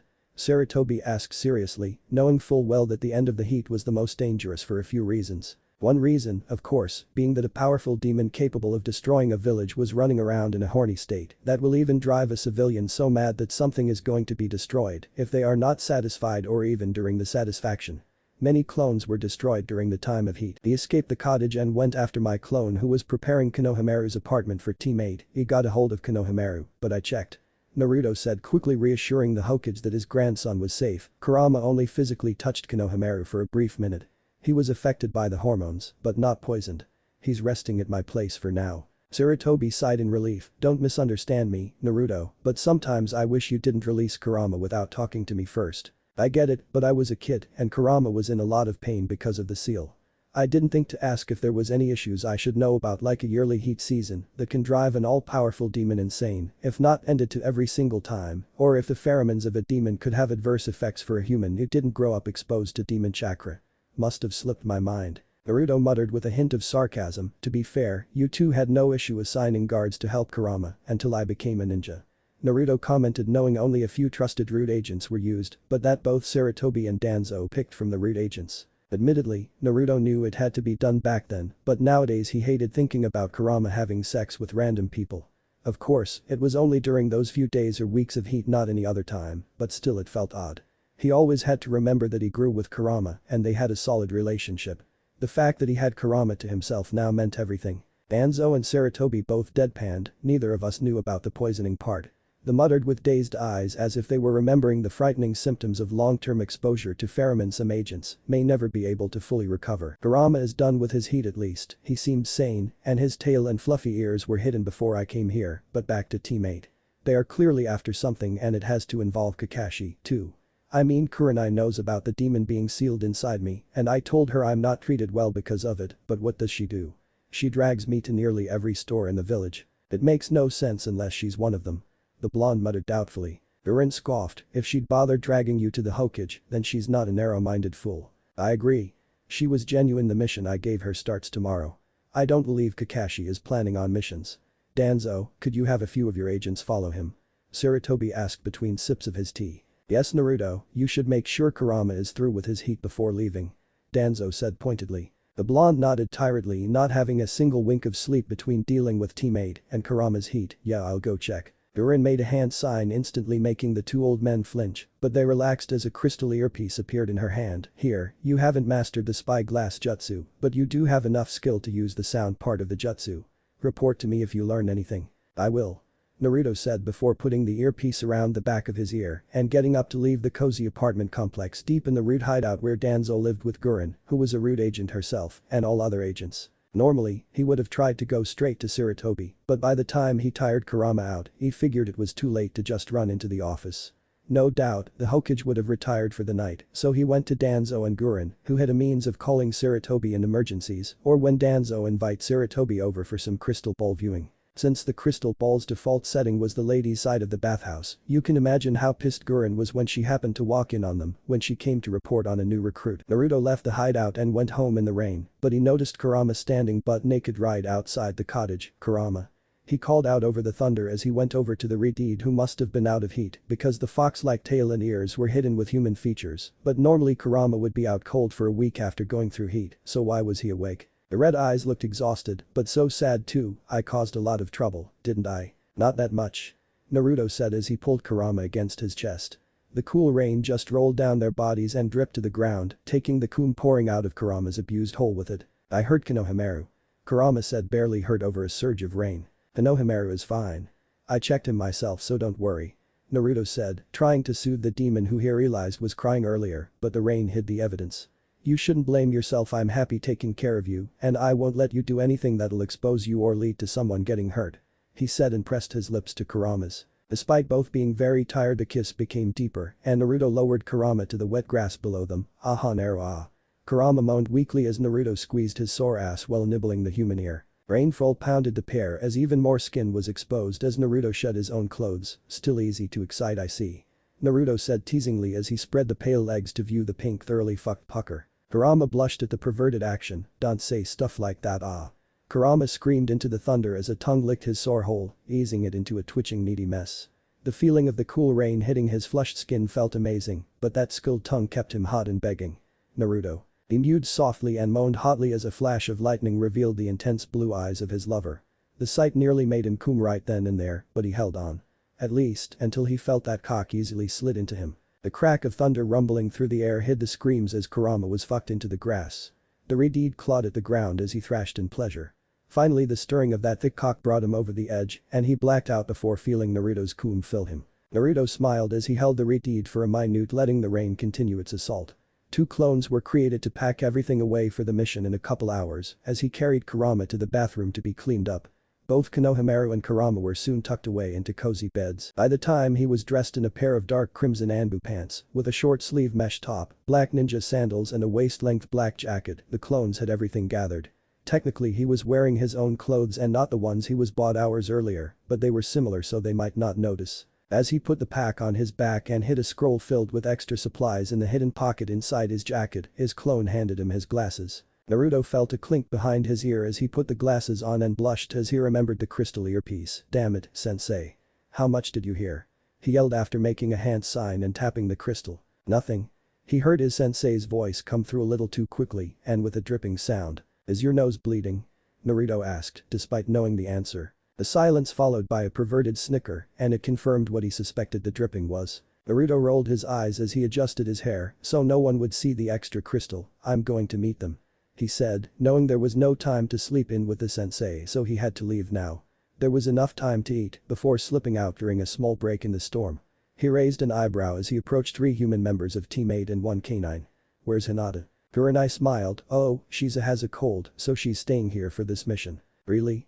Naruto asked curiously, hiding his suspicions. "Maybe we should go say goodbye before." "No, that's fine. We should go now before this storm gets worse." Kiba said a little too quickly, getting a bark from Akamaru. "What are they planning?"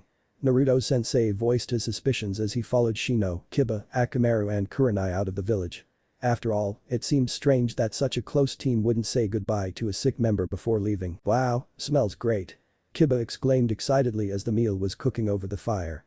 "Can we keep you?"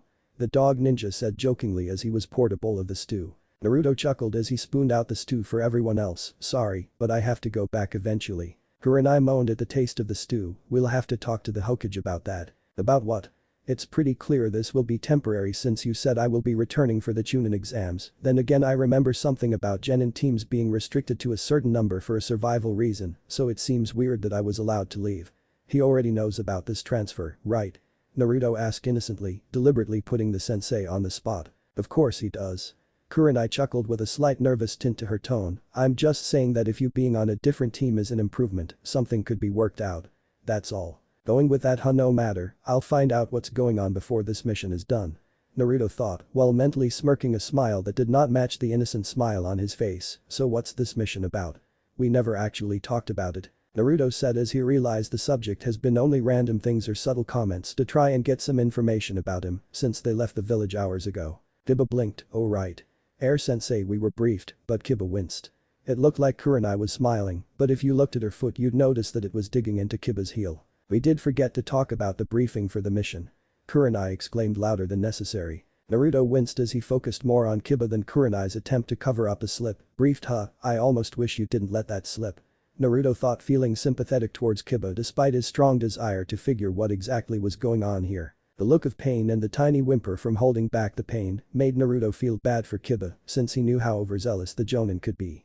She did drag the blonde nearly a mile to get him to the Hokage tower, after all. However, since the slip was made and couldn't be taken back, it was best to ponder on the meaning behind it. To Naruto it sounded like they talked about a mission before he met up with them, but Kiba seemed clueless on this mission. Does that mean Team 8 had another mission? A mission Kurenai didn't want him knowing about, perhaps. The possibility put Naruto on high alert. Years of dealing with surprisingly well-organized and manipulative villagers made him more than a little distrustful of any sign of a plot. After all, they could be doing an off-the-books mission to investigate Kurama. Actually, that scenario would explain why Hinata was left behind. If that's what's going on, then Team 8 planned on separating them to investigate, and he can't have that. He had no idea if this was the case, since they shouldn't know about Kurama, even with that close call at Konohamaru's, but if it was, Naruto was determined to keep Kurama safe. "I guess this new team arrangement threw us off," Shino commented matter-of-factly. "Yes it has," Kurenai exclaimed, happy one of her students could play along, and was relieved that Naruto seemed to buy the lie. "Okay, we're on a treaty-type mission." Hiba groaned a little as he flexed his hurt foot slightly. "Treaty what?" he said with a strained voice. Poor guy was clearly in pain. "Oh, it's just a fancy way to say that we're going to try to negotiate a treaty," Kurenai explained. Shino was the confused one now. "Why are we going and not the Hokage?" Kurenai smiled. "The people we're going to see don't like the Hokage or any ninjas actually. They're a tribe of people hidden in the southernmost forests. Many villages have tried and failed in some rather embarrassing ways, especially if you consider that no village has ever been get through the civilian level lands. They're civilians." Kiba gaped in shock. "It's not too shocking. Civilians can be dangerous," Naruto commented casually. It was out of pure habit. After all, he's used to being with Team 7 who were oblivious to everything about him, and really why should Team 8 be too much different?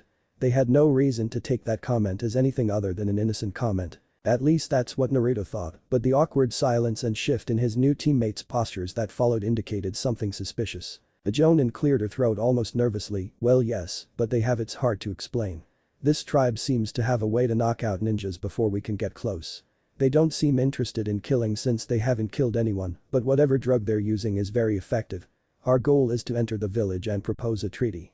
"Sounds fun, right?" Kurenai said cheerily. Naruto frowned. "They only hate ninjas. They have no issues with other villages or merchants?" he asked, trying to recall something Kurama mentioned about a series of tribes when he was a kid. Kurama actually never liked that Naruto wanted to be a ninja for Konoha. After Naruto released him, he tried to convince Naruto to leave the abusive narrow-minded village in subtle ways, like telling him stories of other places and non-ninja fighters. The only reason Kurama gave up trying to get Naruto to willingly leave the hateful village was the constant effort and care from people like Danzo and Hiruzen. Also, there was that rather shocking discovery of Naruto's crystal release, which required training to control, whether he became a ninja or not. Of course, it wasn't the occupation the demon hated, but more the village itself, which made sense considering how Naruto is treated by the majority of people there. Kurama still stayed despite Naruto making his choice to stay and hasn't left the blonde side, even though he was free. Those thoughts made Naruto feel a warmth in his chest. Actually yes," Kurenai said, not realizing she pulled the blonde out of some very deep thoughts about a certain fox. "The Pellet tribe is quite open to other travelers, even though they're still rather secretive. Civilians can pass through safely, but ninjas are stopped cold before we even reach the borders." "Sounds like a very difficult mission. Why are we trying so hard?" Shino asked curiously. "Safe passage to the mountains to reach other villages and research the plants that we haven't seen before. It is important even though it seems like the Hokage is randomly picking teams for it. At this point he's just trying any team to see if one manages to win their favor." Kurenai admitted, knowing it might be a little disheartening to know the Hokage didn't pick them specifically, thinking they'd complete the mission. Of course, she kind of wanted to not let Naruto know that he wasn't even supposed to be on this team, so she had to let him think this was the Hokage's intention for now. Naruto raised an eyebrow and tweaked his rose-tinted glasses. "So what's the difference? Why attack ninjas before getting close, but let civilians through?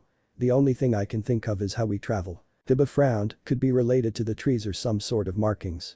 My clan has a system of markings on trees surrounding the puppy kennels we protect. We know nothing really, so maybe it's worth walking there." Shino nodded. "My clan has a similar system around our hives. It wasn't considered before because they are civilians, but that could be a good idea. It will add a day to our journey if we want to find the road and walk it for the last leg of our trip.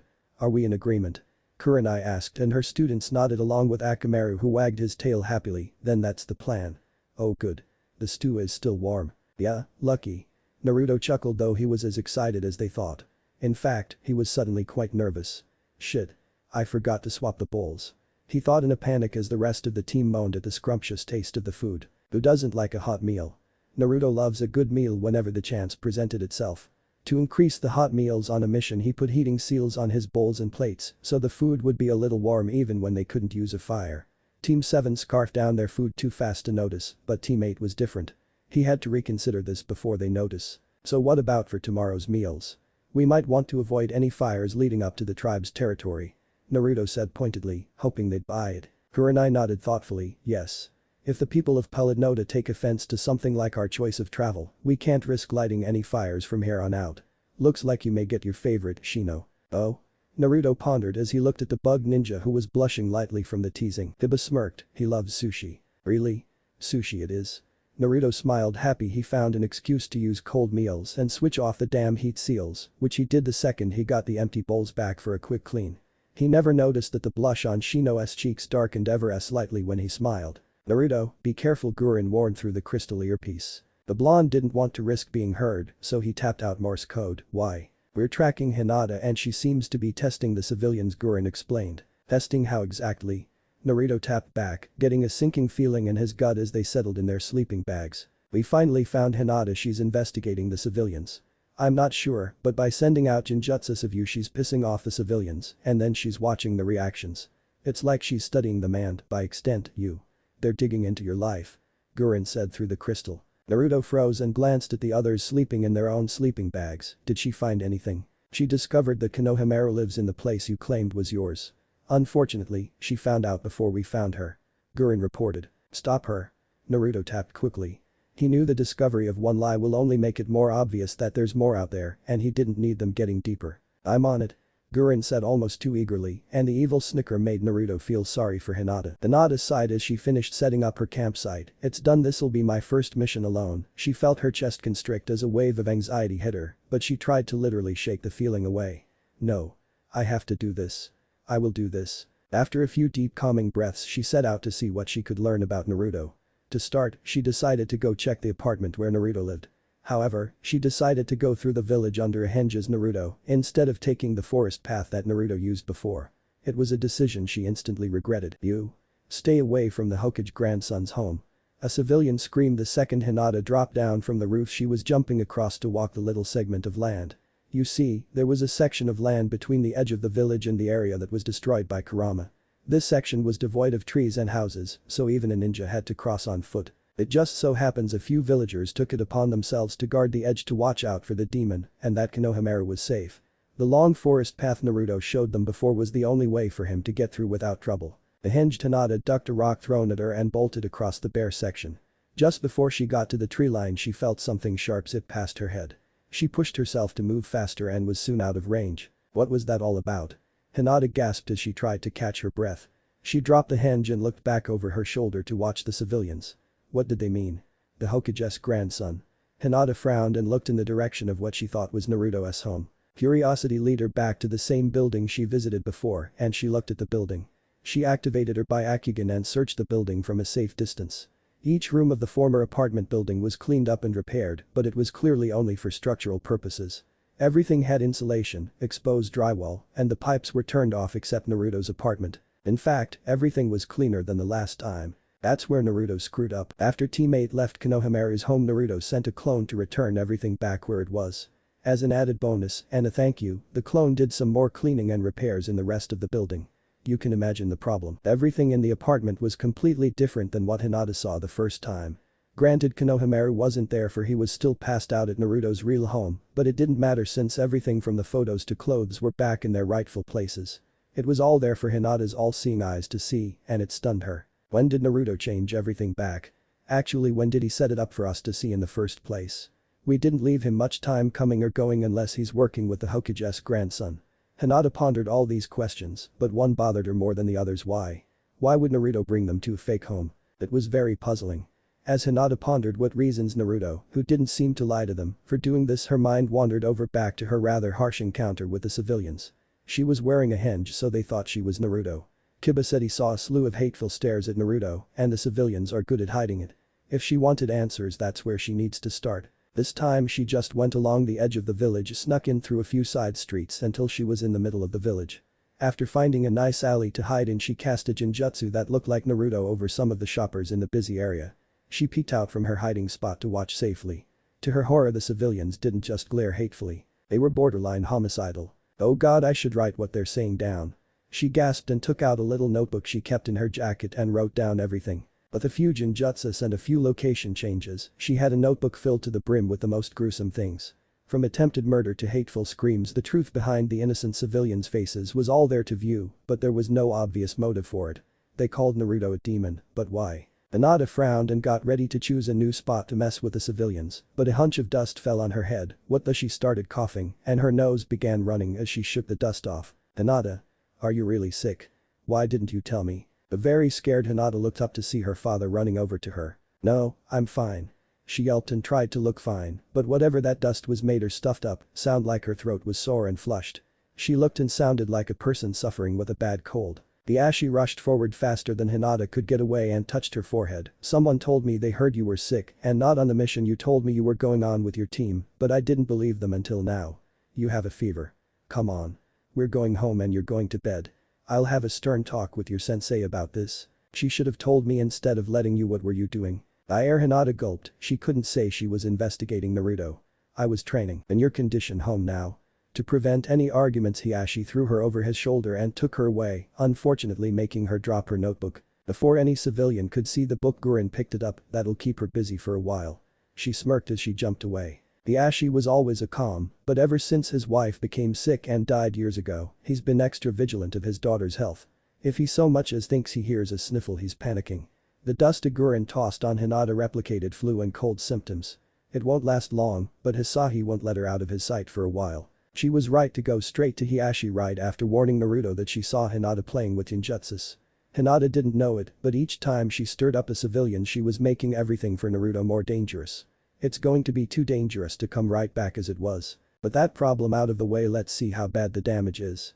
Guren didn't even slow down as she looked through the notebook. Damn, she has a lot on the civilians, but, of course, Guren already knew that Naruto used Konohamaru's home as a cover. It was an easy conclusion make when they found her going around the village from the direction of Konohamaru's apartment. Looking on the bright side, however, Guren was pleased to see Hinata didn't try finding Naruto's new home, and she had no clue why the civilians act the way they do. Now Naruto just has to be careful on his end. Naruto frowned as they stopped to camp for the last time before getting to their destination. Pellet Noda, I know I heard that before. Kurama told me about that village. Let's see, I think it was an herbalist type and very powerful. There's something about insects. I remember singing the tongue twister. Kurama told me pollen peppering of pretty purple posies poses petals. I remember him talking about a pollinating ritual, but not much else. Come to think of it, that was the only non-ninja village Kurama didn't gush about. Hey Naruto. Would you like to start the meal? Kurenai shook her head, Naruto shouldn't cook every meal, Kiba. I don't mind. Besides, we're almost there. Naruto chuckled. Secretly he had another reason to want to cook for Team 8, and that was Shino. He didn't understand what was so funny about Shino liking sushi until he made some, and it's very cute. Shino doesn't just love sushi and shrimp, but he has a love so strong he actually subconsciously orders his insects to steal from other people's plates. Even as Naruto started making the meal he noticed the insects creeping closer to get ready to pounce and get the first treat to Shino. Shino, quite adorably by the way, looked only mildly embarrassed about his insect's actions. Okay, we'll be there with only a 2-hour walk. I say we wake up very early and get there once the sun comes up. Kurenai mused out loud, grabbing her meal before Shino's insects could get to it. Kiba actually had to catch his meal because Naruto threw it to keep the insects off it. Thanks, man. Now why do we have to get there so early? Kiba asked curiously. Kurenai sighed, we want to show that we respect their schedules and that we'll come at an early hour instead of late. Naruto twitched as a team of insects made off with his shrimp roll, even though Shino had a full plate of his own. Makes sense. We can't expect to be seen right away or at all, but it show we're determined to wait our turn. Naruto smirked at Shino when he saw that another shrimp from his plate was gone. Need any more? Shino just blushed, didn't look at that sorry. Despite the sushi and shrimp theft, they went to their tents with full stomachs, and by the morning they were ready for the last leg of their trip. They had everything set and walked casually down the path towards Pellet Noda. Kurenai was tense for those few hours. She expected to be caught like the many other ninjas before them, but nothing happened. It wasn't long before they were safely coming towards beautiful gate that were lined with every vine of flower imaginable. They like insects here, so maybe Shino should lead from this point on. Naruto said as the gates opened to let them in, and he quickly regretted it. How do you know? Kurenai asked, curious as to why Naruto would be so confident about something like that when no ninja has ever been here before. Naruto mentally smacked himself. He couldn't tell them that a demon told him stories of places all over the world, so he did what he was good at, thought up an excuse. The bee boxes. He said and pointed to a thing that looked like a birdhouse with hundreds of bees going in and out of it. If he wasn't looking carefully for an excuse he might have missed it. Kiba blinked, wow, good eyes. I didn't even notice.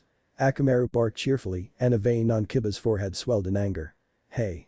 What do you mean that's no surprise? I'm observant, damn it. Kurenai chuckled and looked at Naruto as Kiba continued arguing with his canine companion. I'm glad to see that your glasses are helping. She commented and gave Shino a nod, silently giving him the reins. Welcome to Pellet Noda. How can I help you? The one guard off to the side asked as the other guards remained at their posts. Shino nodded as he pondered how to word what he wanted to say. Yes. We're ninjas from Konoha. The guard gaped, ninjas, huh, no offense, but I expected a ruder encounter from ninjas. Understandable. Shino commented, while adjusting his glasses, he let a few insects crawl out of his sleeve. The action seemed to intrigue the guard, and it seems Naruto was right again. I'm Shino Aburam from the insect-using clan in Konoha. My team and I are here to ask for a treaty. Is there a way we can speak to someone about that? We're happy to wait until it's convenient, he said, politely leaning on the insect appreciation by releasing a few more beetles. Normally I'd say to wait the guard's side as a beetle landed on his hand. The Red Admiral is usually taking the day off on Sundays, but I'm sure he'd like to meet you. Please, follow me. They followed the guard all the way to the lobby of a large hive-shaped building filled with busy people, and that's where the guard asked them to wait. The guard only left for a few minutes and, much to their excitement, they were told that they could meet the Red Admiral. That's when they were escorted to the large screened-in gazebo behind the building. In the middle of the flower-filled gazebo was an old man sipping some tea and watching a caterpillar spin its chrysalis. The old man wore brown robes with a thick black stripe speckled with white spots along the bottom. The back had a large orange print of a butterfly. It was an interesting ensemble, but the ninjas knew not to comment on it. They remained silent until they were spoken to. Just by chance Shino saw a leaf from a dry milkweed stalk break, taking a chrysalis and caterpillar down to the floor. The insect user released a few insects and had them pick up the caterpillar. With great care the beetles set the caterpillar gently on a fresher milkweed plant. The beetles then took the chrysalis off the dead leaf and Altadena it to the rafters, which was apparently where all the chrysalises are moved to. Only then did the old man look at them. The Red Admiral eyed Shino, go through the pollen ritual, and you have your treaty. Shino nodded. Pick a second and only you two will come with me. Considering Naruto has had a lot of great intuition so far, Shino immediately turned to the blonde, Naruto, would you like to join? Naruto nodded politely, and the two ninjas followed the Red Admiral to a shrine deep in the forest. The second Naruto walked in that shrine he realized two things. 1. That Kurama never said much about this village because it wasn't something you tell a child. 2. He remembered that there was another word in the tongue twister he didn't recall until now, perverted pollen peppering of pretty purple posies poses petals. Shino just stared at the bizarre object in the shrine. Have you ever seen a spider hanging from the ceiling rafters with its legs dangling in the air? It looked like that. Just 8 long slender metal bars, 2 sets of 4 curved towards each other, in the middle of the shrine ceiling over a small circular podium. The legs had straps and cuffs at the tips, as if someone was meant to be strapped in. So these go around the waist and connect, correct? Yes. You seem familiar with this setup. The bug user was only vaguely aware of Naruto talking to the Red Admiral. He was too busy staring at the body of the spider, which was a circular track going across 2 rafters that will let the contraption turn a full 360 degrees around the podium to view the entire flower-filled room. Yes, flowers. It just so happens there was no floor to the shrine. It was just a field of purple buds with that spidery thing dangling in the center over the short podium and a few stepping stones leading to the podium. Granted, those things weren't enough to really get a great idea of what was meant to happen, but the walls had screens with graphic pictures of naked men strapped in the spider that described everything. Okay, I strap, inject and spin. I need to spin him to get as much as possible. At least half. The items I mentioned are in the podium, understand? Yes, Shino. Finally, the bug user tore his eyes away from the contraption and started walking over the stepping stones towards the short circular podium. We have to do this. He noticed no one was walking behind him and looked over his shoulder. Shino winced when he saw Naruto staring at the ceiling, which was mostly skylight save for the supporting rafters, running his fingers through his blonde hair almost out of frustration. Naruto sighed, yeah, I know. He said as he followed. It didn't occur to Jim that Shino immediately thought that the blonde was dreading doing this with a bug user. Of course, why would Naruto think that? Naruto never had an issue with insects, though he was dreading an issue. He was wondering how the hell he was going to explain this to Kurama. Okay, you have to strip and I hook you in. Are you sure you can figure this thing out? A very nervous Shino asked as he slowly took off his jacket. It's not too different from any other things I've seen. Just a big sex swing. The blonde said as he shrugged casually. Why, you've done this before, Shino uncharacteristically yelped. Well, not this exact setup, but Naruto blinked as he realized Shino may not be talking about the setup. Shino, have you had sex before? Shino flinched and nervously adjusted his glasses. I know. Oh. Naruto winced as the awkward feeling lingered a moment. It wasn't shameful to be a virgin. Not by any means. However, he doubted this was what Shino had in mind when he thought of his first time. The Red Admiral said we can't back out now that we know their ritual. I could try and do what I can with clones if you don't. I'll be fine. Shino said quickly, but he still didn't make eye contact with the blonde. The village needs this treaty. He said, determined to complete this mission. Naruto frowned as he watched a bug ninja strip quietly, almost awkwardly. When Shino was completely naked, save for one thing, Naruto stepped forward, the glasses too. The bug user flinched and touched his glasses hesitantly, right. It took him a moment, but he finally relinquished his glasses. However, Shino did keep his eyes shut, not letting Naruto see his eyes, but that meant he didn't see the blonde lean over. He didn't realize what had happened until he felt pressure on his lips, and when he did he pulled back in shock. What are you doing? Just thought this should start before I put you in that thing. Besides, you need to relax. Naruto said calmly. When Shino saw the blonde leaned over again to kiss him, you have to do that if you don't like my insects. Shino said softly. The sharp feeling of hurt he felt actually took him by surprise. Naruto raised an eyebrow. I don't have an issue. It's fine, Naruto. A lot of people do. Shino said as he turned to step onto the podium. Of course, he stubbornly had his eyes closed and didn't judge the height of the podium properly. It was taller than an average step, so he ended up tripping.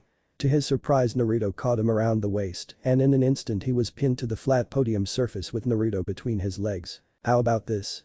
I won't let you go until you tell me what I did or said to make you think that. The blonde said, holding the Shino's wrists to the sides and trying to make eye contact through the closed eyes. Shino gasped as Naruto shifted, brushing their crotches together. It wasn't a big deal for the fully dressed blonde, but the naked insect user was quite vulnerable. Don't move.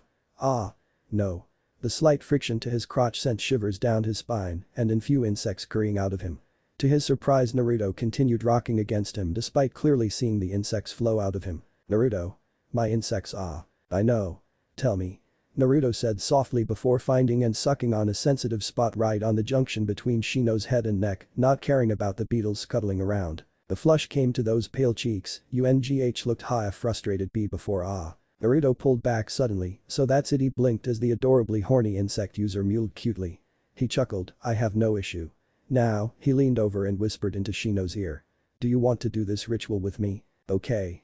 A flushed Shino whimpered as he stared into those blue eyes. The insect user took a second to realize that his eyes were open, revealing his deep honey-colored eyes with hexagon-shaped flecks. By the time he did, it was far too late. He tried to look away, but those warm lips captured his own again, and a tongue pushed its way into mouth. As the tongue coaxed his own into playing together, he felt Naruto's arms wrap around his waist when his back arched slightly. Before he could process it, he was lifted up to his feet. The blonde broke the kiss and smiled at the glazed honey eyes of the whimpering insect user. Trust me. I'll make this as easy as it can be.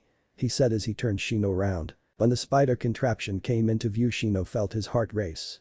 One by one the straps were wrapped around his wrists, chest, waist and ankles.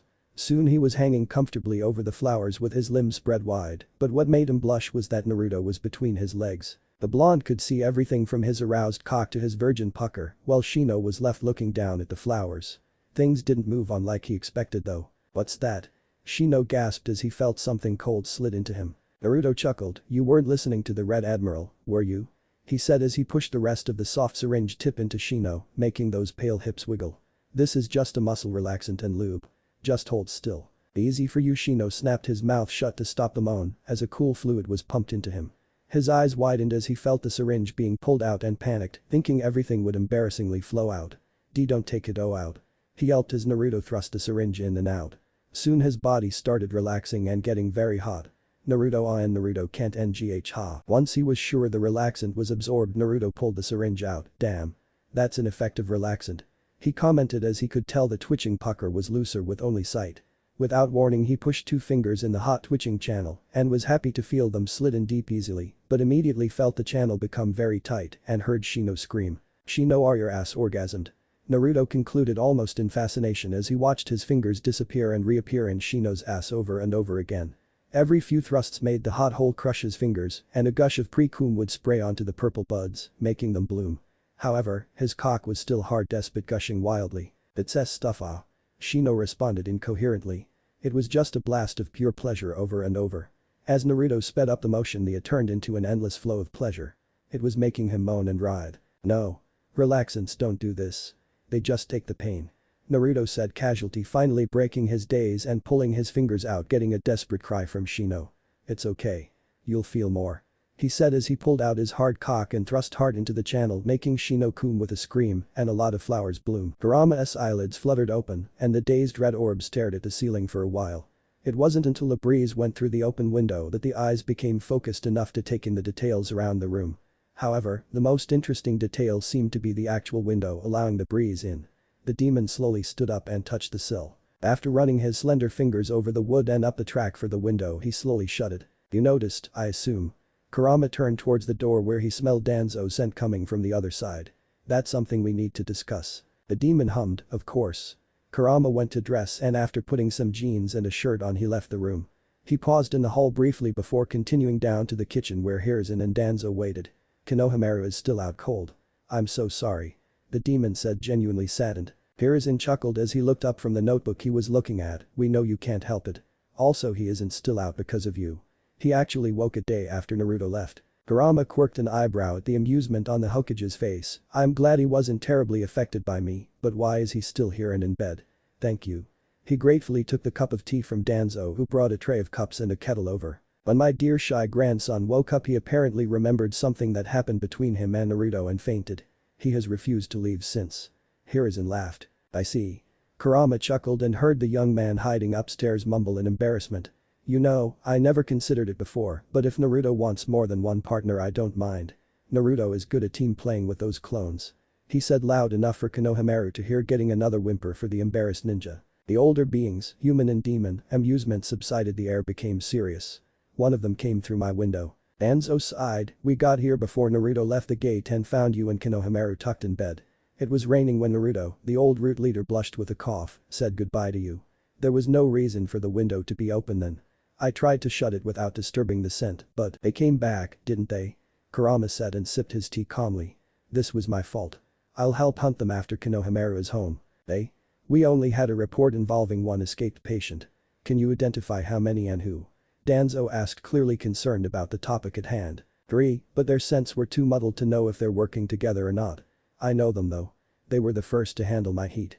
Kurama said and continued drinking his tea. Hiruzen frowned, perhaps you should pull a few agents off Kakashi to handle this, or those watching Hinata, since she's not going anywhere with her father watching her. I understand Kakashi having agents tailing him, but why Hinata?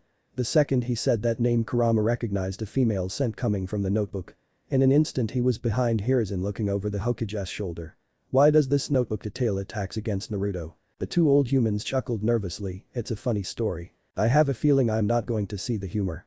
Kurama said, his red eyes narrowed in on the two waiting for an explanation. The sudden sound of a group of people praying made the honey-colored eyes open, and Shino was horrified. It had nothing to do with the gorgeous sparkling puffs stuck all over the shrine that weren't there before. It had nothing to do with the beautiful purple flowers that were all blooming. All of his horror and embarrassment had to do with the fact that he was completely naked on the podium, as people were praying right outside with the door wide open. Yes, Naruto was there holding him in his lap and equally naked, but it didn't change how embarrassing this was. Shino actually pinched Naruto as hard as possible to get his attention and subtly show his discomfort. What's going on? Where's our clothes? Shino hissed, taking a little pleasure in seeing the blonde flinch. Naruto smiled nervously, trying not to wince even more as the bug user's fingers dug into his thigh so hard it might leave a bruise. It's not my fault. The pollen got on our clothes and I was told to give them over. This is all apparently part of the ritual. Naruto clenched his teeth as a twist was added to the pinch. There wasn't any time, the blonde winced. They came once, the pollen. We would like to thank you. The Red Admiral said as he approached the shrine door and looked at them from the doorway. He never stepped any closer to the podium they were on or even into the shrine. Naruto was relieved that Shino stopped pinching him. Maybe it was only because he just didn't want the Red Admiral to see, but either way the blonde felt better. We were happy to help, sir. He said. The two ninjas watched the silhouettes of all the people who were praying before move around the shrine. Very quickly the shrine was surrounded. Naruto could feel Shino stiffen when the figures on the other side of the thin walls started messing with the actual walls. The second the Red Admiral glanced over to see the walls shake, Shino grabbed Naruto's hands and used them to cover his most private area, which turned out to be wise. The Red Admiral nodded in satisfaction as the sound of latches being released were heard. You've done much more than you realize. You've given us a much bigger pollen harvest than we ever expected. He said, gesturing to the dazzling puffs stuck to nearly every surface as one by one each section of the walls were pulled away, leaving the two quite naked occupants and the flowers exposed, with only the sturdy frame holding up the skylights as cover. It seems the insects you carry with you have spread your seed. As they explored the flowers, the old leader commented, completely fascinated by the little beetles scuttling out of purple flowers and back to Shino as the people pulled out very long brooms. Shino nodded calmly, praying his insects didn't overstep themselves and offended the leader. Yes. I'm sorry. When members of my clan are, the insect gulped with a slight pink on his cheeks, aroused, the insects we host tend to scatter. It tends to be a protective measure.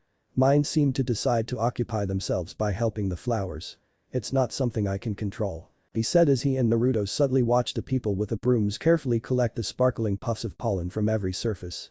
With great skill the broom handlers even scrubbed the inside of the skylights without even touching the flowers. I will hear no apologies on the matter. The Red Admiral said dismissively. These flowers are so delicate that just the right brush of anything foreign can damage them. Only one thing makes them bloom, but human skin kills them, thus the need for our methods. The fact that your insects can work on command is truly a blessing. I'm glad my hive could help. Shino said, still feeling more embarrassed at being naked than curious right now. Naruto, however, was the exact opposite. The blonde ninja watched the people work carefully. In the prayers you called them. Naruto mentally flinched in pain as Shino very subtly pinched his hand. The blonde was one of those people who moved his hands when talking, and Shino couldn't allow that. After all, the only protecting his privacy was Naruto's hands, so they were staying still. With force if necessary. Healing blooms, could I ask why? Naruto asked, trying not to show his discomfort. The Red Admiral smiled softly at the flowers as the spider-like sling Shino was in was also cleaned with the long brooms. These rare flowers have pollen that holds a great power for all those who live here. The robes have arrived. The elderly leader said happily as two villagers approached the shrine with bundles.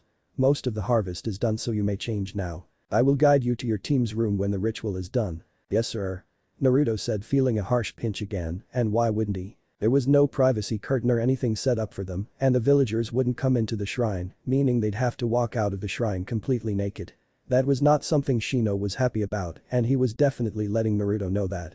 Unfortunately, they didn't have a choice, so Naruto had to give the stubborn insect user a little push. Shino's eyes widened as he felt the blonde's hands. Don't you dare, his whisper turned into a gasp as Naruto grabbed him in a hug from behind and lifted Shino to his feet. Poor Shino didn't have a chance to cover himself up before being made to stand. Calm down. Naruto whispered to the blushing Abiram. Shino wanted to make a sharp retort, but then he noticed something.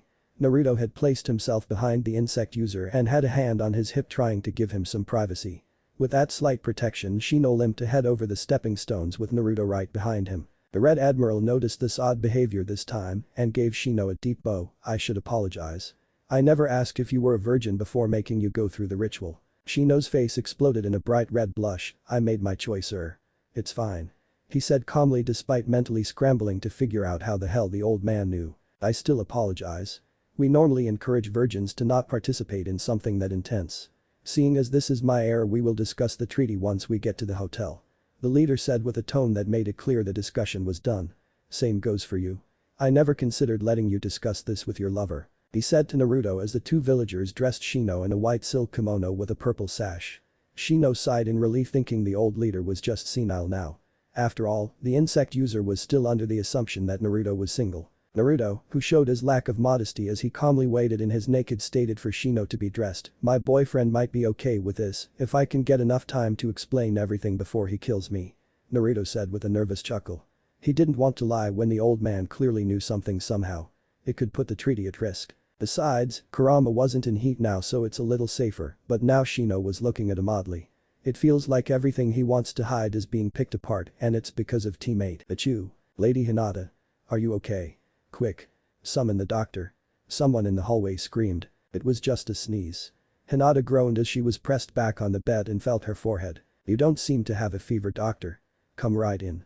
A member of the Hyuga clan, probably a guard assigned to watch her, said frantically. The doctor, who was followed by Hiashi, immediately began an examination. No obvious fever, but you still seem quite stuffed up and your throat is swollen.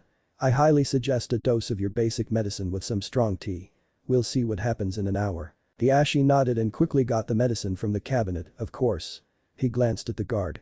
Go tell the kitchen to get the tea ready. He ordered and the guard quickly left. One sneeze caused an hour of insanity from a fussy family, and by the time it was over Hinata wasn't happy. If I catch the person who threw that powder at me, I'll kill them. She grumbled before glaring at the tea she was being forced to consume. The strong tea she's usually made to drink is a hot tea that's a mix for several tea bags that are steeped for 30 minutes. The very strong concoction started with lots of peppermint. Then ginger is added to supposedly soothe our stomach. Next, green tea and white tea are added with lemon, garlic, clove and pepper. The tea had other things in there, but Hinata could not identify them. With a couple muttered curse words she sipped the black liquid. She forced herself not to gag because that could be heard as a cough and that would make everything worse. The only good part to this day was when her sister, who was made to wear a hazmat suit before entering the room, came to visit. Are you okay, sissy? A very worried Hanabi asked with her voice being muffled slightly by the hazmat's mask. I'm okay, Hanabi. It's not what it looks like, okay? Hinata said kindly, trying to comfort her little sister. What do you mean? Papa is really worried and he says you reported that you were sick to the Hokage. Hanabi said pointedly. Hinata groaned and tried to whisper with her sore throat, I did that because my team wanted me to look up something, not because I was sick. I came in contact with some dust and it made me like this. Hanabi snickered, you're sneakier than I thought, sissy, but you should have tried not leaving an excuse or tried claiming there was clan business. At least, then Papa wouldn't have freaked out. I do it all the time. She whispered before humming in thought as she ignored her sister facepalming herself. What do you need to find? I could help. As much as she wanted to tell her sister everything, she couldn't have her risk it with how violent the villagers turned out to be, but there was something she could do that could help. I'm looking for someone's home. I know they were lying and now I need to find their real home. They most likely have it under a different name and I'm sure it is a Konoha property, but one that isn't actually in the village or, at least, away from the main village. The hazmat suit-clad girl smiled excitedly, I can get you a list. Hanabi exclaimed and raced out of the room, and drink your tea, sissy. Hinata pouted knowing her sister found this all too funny, but begrudgingly sipped the awful tea before it cooled. It tastes even worse when cold. Kurama sighed, not happy with the explanation about teammate's sudden fascination with his human lover. Hinata is subdued, right? She's in too much danger if she's poking the villagers like that. Yes. However, I'm worried the villagers' feathers may be too ruffled for Naruto to return safely. They might hurt him. Hiruzen said thoughtfully. I agree. Kurama sniffed the air and paled, they're approaching from different directions, but they're close to the village. Anzo nodded quickly as he signaled to his nearby route guards, I already called off the team watching Hinata. Can you get all three to training ground 89? It's a distance for you, but close to my agents and the safest place for stopping them. He said as he and Hiruzen raced upstairs to get a stubborn and embarrassed Konohamaru. Of course. Just get Konohamaru back home before they catch his scent and think he's me. Kurama said, deeply regretting tainting the boy during his heat. Now he had to stop the first ninjas he tainted or they will target anyone who may have strong chakra or traces of demon chakra. The only reason they haven't attacked yet is because his heat ended suddenly and the loss of his pheromones confused them. But the speed of a powerful demon, Kurama quickly found what was a human once before. Now the ninja was a snarling warp-naked beast with long claws, half a jaw filled with sharp teeth, splotches of what seemed to be poorly formed scales, and an fully erect black thorny cock that was swollen to 10 times what it should be. The mad, slightly demonized eyes zeroed in on Kurama and it attacked. I know. Shino muttered as he walked behind the pollen carriers with Naruto. Naruto hummed curiously, almost not hearing the bug ninja over the crowds of excited people. They all know which of us. Shino trailed off with a deep blush. Our clothes. Naruto blinked, which what? He asked out loud before subtly looking at all the people lining the streets. Oh, Naruto chuckled as he realized the problem. All the onlookers were gazing in awe at all the carriers filled with pollen, but then as they passed they looked straight at Shino. No one paid much mind to Naruto or the Red Admiral, who walked behind them with the servants that brought the ninjas new clothes.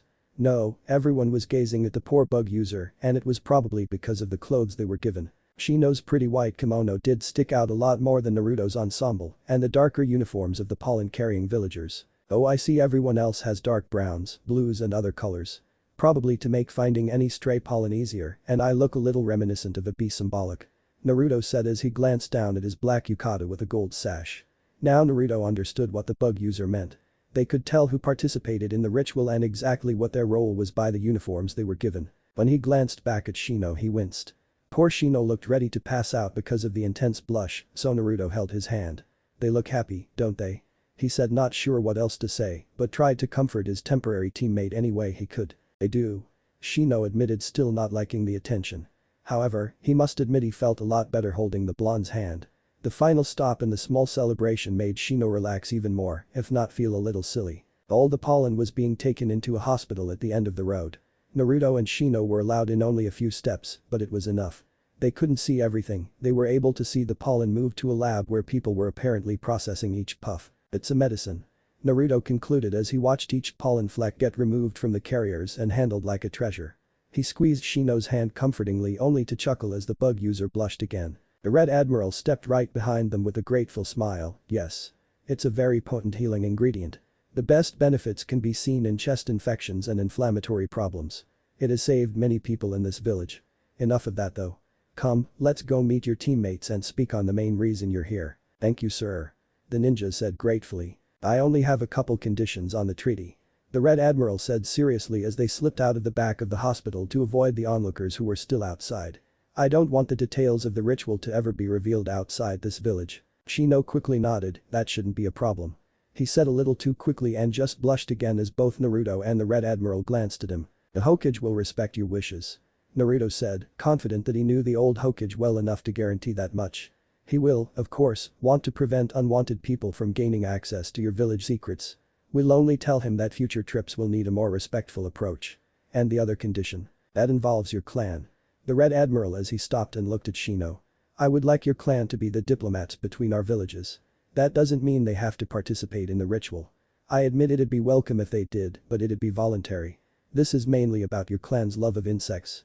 I still want any details of our ritual kept secret even from your clan. Shino nodded, I can add that in a message to the Hokage along with the treaty. Of course, I'm sure my father would be honored. Wonderful. Let's go meet the rest of your team. The Red Admiral said and led them down a peaceful dirt path that was taking them straight to a cozy hotel. Kurenai, Akamaru and Kiba were already standing outside waiting for them. Kiba grinned, hey, guys. How'd the ritual? We aren't allowed to say. Shino said bluntly. The dog ninja pouted, but a dark threatening aura from a very pissed off Shino hit the dog user, not one word. Oh okay. Kiba cried out in terror as he hid behind Akamaru. Naruto gulped nervously, this is going to be a very awkward trip back to Konoha, and it might be even worse there depending on Kurama's mood. He mentally sighed knowing he'd have to tell Kurama what happened with Shino.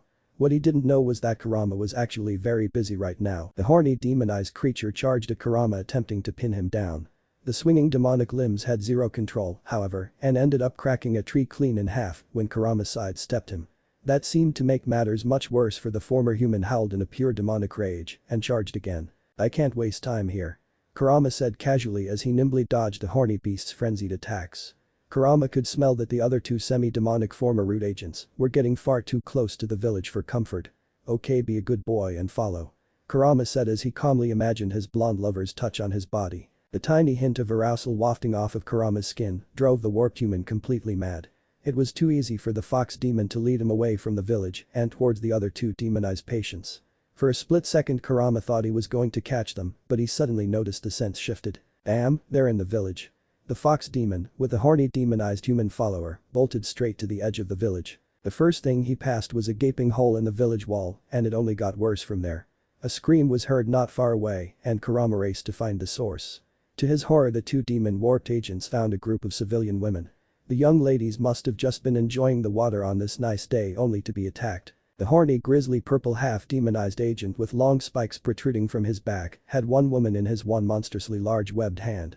The other demonic human, a seaweed green monster covered in green fur that had a heavy black spiked tail and a warped horn growing out of the right side of his skull, was about to pounce on the other terrified woman. Kurama growled and nimbly moved aside to avoid being caught by the first demonic agent. He knew demons love power, so there was only one thing he could. The fox demon flared his power and even allowed his foxy ears and tail show. As an added bonus he let his mind wander to his naked lover and that delicious body. The power and arousal had an instant effect on the tainted humans who immediately dropped the scared women in exchange for chasing a sexy fox. Good. Kurama sighed in relief, but he wasn't done yet. With great speed he led the trio away from the main village and towards training ground 89. The sense of the root agents waiting to capture their demonized comrades came through the trees, but he knew this wouldn't be easy. Danzo was the first to spot Kurama, down. He yelled while pointing at a circle on the ground knowing full well that Kurama would understand. Sure enough Kurama landed on the spot. A split second later he leapt up just as the three very horny demonized humans dove for him. Crystal prison. A rush of very strong pink crystals encased the three demons, and Gurren came down from the trees with several other agents. Stay back. Only Kurama and I will check. She ordered as Kurama landed next to her. Nice timing, didn't think you would dodge in time. She said casually as she walked towards the former humans that were frozen in pink stone. Kurama cocked an eyebrow in amusement, I am a little faster than them, thank you. He commented as he retracted his fluffy ears and tail to return to his human form. Careful. Danzo yelled as he clearly spotted something. Gurren, add a layer. Without a second thought the crystal user started a series of hand signs. She wasn't even going to waste time finding the possible weakness and was just going to coat the entire thing again. Unfortunately, it was a split second too late. A loud crack was heard followed by the black spiked tail whipping free and smashing the stone. The green demon broke free. With a roar and a very powerful tail thwack that shook the earth the semi-demon charged. Shit. Gurin flattened herself to the ground to avoid being crushed by the spiked tail that whipped by as the lust-crazed former agent charged for Kurama. Several rude agents took a formation around Kurama and the enraged former human, Captain Gurin. He's too fast for seals. One agent yelled as he narrowly avoided being gored by the horn when he tried to put a seal on the demonized agent. She would have been concerned with helping the others with the destructive green menace, but an ominous creaking sound. The crystal holding the other two horny demons was starting to splinter. Get assistance. I need to restrain these two. Danzo released a bird before joining in to help his agents. Backup is coming. Start an explosive seal complex. Anything to slow him down. You four, help Gurin restrain and relocate the other two so they aren't released indirectly by the explosions. Danzo yelled. The subtle shift of the green demonized agent's human parts, an eye and right leg, from human to demon right before him greatly unnerved him. The fact that Kurama was having trouble holding the creature without using too much power didn't produce an optimistic feeling either. What was that? Torin gasped as the quake suddenly shook the ground he was on, sending him back onto his partner, Fu. The orange-haired ninja pushed the bug user off him. "Don, no, but be quiet." He hissed and peeked out of their hiding spot in the trees to check on their target. Good. They didn't notice. He commented softly as he saw Kakashi and Sasuke look only mildly concerned about the quake before continuing training. Thorin hummed thoughtfully, it's definitely more obvious now how Naruto's true skills went by completely unnoticed. Kakashi has his head so firmly lodged up Sasuke's ass it's disturbing, and Sasuke is blind to anything except a mirror. He muttered disapprovingly before noticing a bird in the sky. An emergency signal. I'll go. If this is about those escaped demonized patients, then you'd be useless since your insects won't be able to drain the demon chakra. Stay here. Fu said before promptly ditching Torin. It was an action that did irritate the bug user, but more importantly, in his partner's eagerness to get away, Kakashi seemed to notice their presence. Damn him. We agreed I'd be next. He said casually as he leapt out of his hiding spot, trying to make it seem like they were just passing by, and that did work for Kakashi didn't look suspicious at all. Kakashi smiled. Oh. Are those blasts part of summer training or something? He asked, ignoring Sasuke's annoyed glance. The Uchiha clearly hated his training being interrupted. New recruits. Torin commented simply and casually waved as he left. Before he left entirely, he left a few insects behind to watch. Once it was safe, he'd sneak closer to watch the two again. Thankfully, his insects caught the next conversation between Sasuke and Kakashi. I want to do some root level training. Sasuke basically ordered. Kakashi chuckled, I can ask. It'd be a good chance to look at all the pretty root agents. I need to complete my list to give Kurenai for when I win the bet. Kakashi and Sasuke stumbled slightly as another explosion shook the grounds from the training ground not far away. Of course, Danzo might not be in the best mood after dealing with newbies, so I'll ask tomorrow. He said sheepishly. Hanabi smiled happily as she copied down several addresses from some public files. This should help Sissy. She exclaimed excitedly. After quickly double-checking to make sure that she didn't miss an address, she raced out of the public records department. She was eager to get back to her sister, but she couldn't help slowing down as she passed some civilians who looked freaked out. They were so frantic that no one even noticed her. Must have been some stupid prank. Hanabi scoffed with an eye roll when she heard the civilians say demons attacked them and that they had to hunt the demon. It was odd to her that they were blaming one demon if two supposedly attacked, but she was sure they'd go to the Hokage and he'd sort out what was going on. She was more concerned about getting back home, back in her hazmat suit and seeing her big sister, so she left. Anata looked a little queasy but still smiled as her little sister passed the vigilant guards and came into her room. Hey, any luck?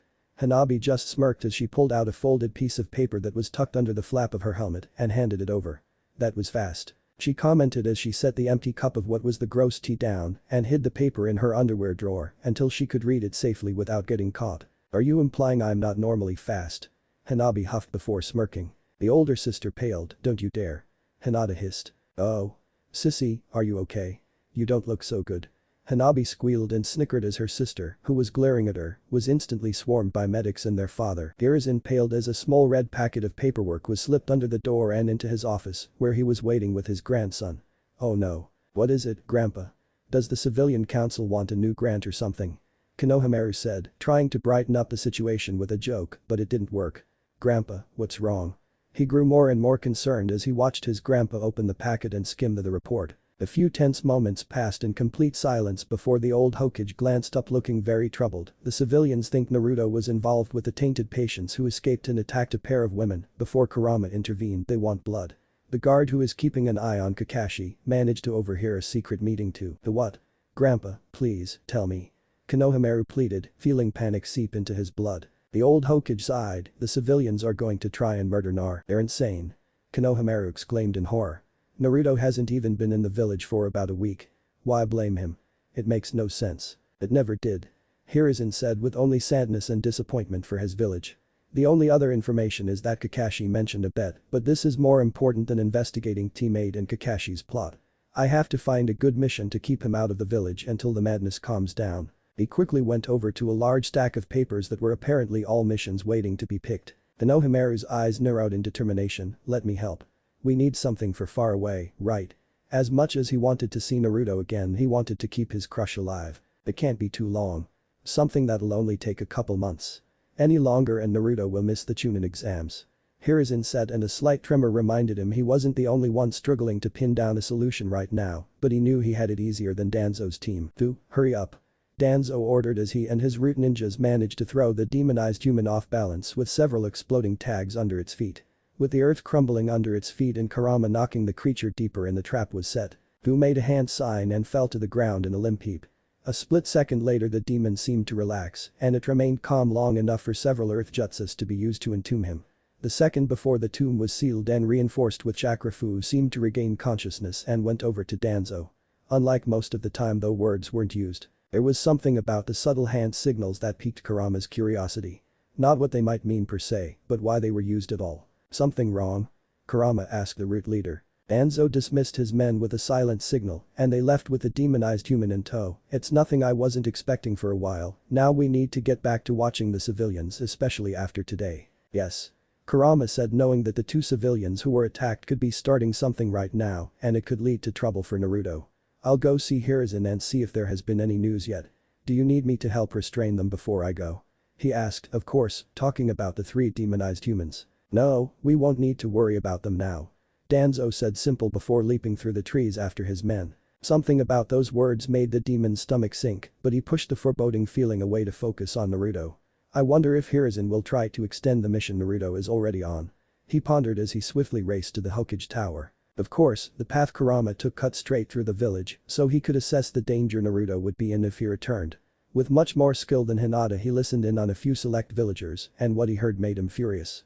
He was both furious with himself for not stopping the patient sooner and furious with the hateful villagers who were blaming someone not even in the village. And they call him the demon.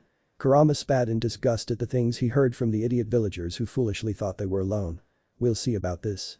In the next moments he sped to the Hokage tower and slipped into the office without anyone seeing. Once his strong sense of smell confirmed that the Hokage was only with Konohamaru. The patients were captured, but he raised an eyebrow at the mountain of mission requests he saw scattered over the floor. They weren't caught before causing trouble. Do you need help with that? Kurama asked as the youngest Sarutobi jumped out of the paper pile, nursing a bloody paper cut. Yes. Thank you. Konohamaru hissed in pain as Kurama gently bandaged the cut. Oh, and about what you mentioned. Konohamaru winced and pouted at the horrid stinging feeling from the vicious paper. Kurama smiled innocently, you mean about Naruto dating more than one person? I meant it, so no worries. That's not I mean. The very red-faced Konohamaru stuttered in embarrassment, being completely caught off guard by that comment. Despite finding his grandson's predicament incredibly funny, Hiruzen decided to resurface from the pile of papers and get the conversation back on less teasing tracks. Going back to your actual point, Kurama.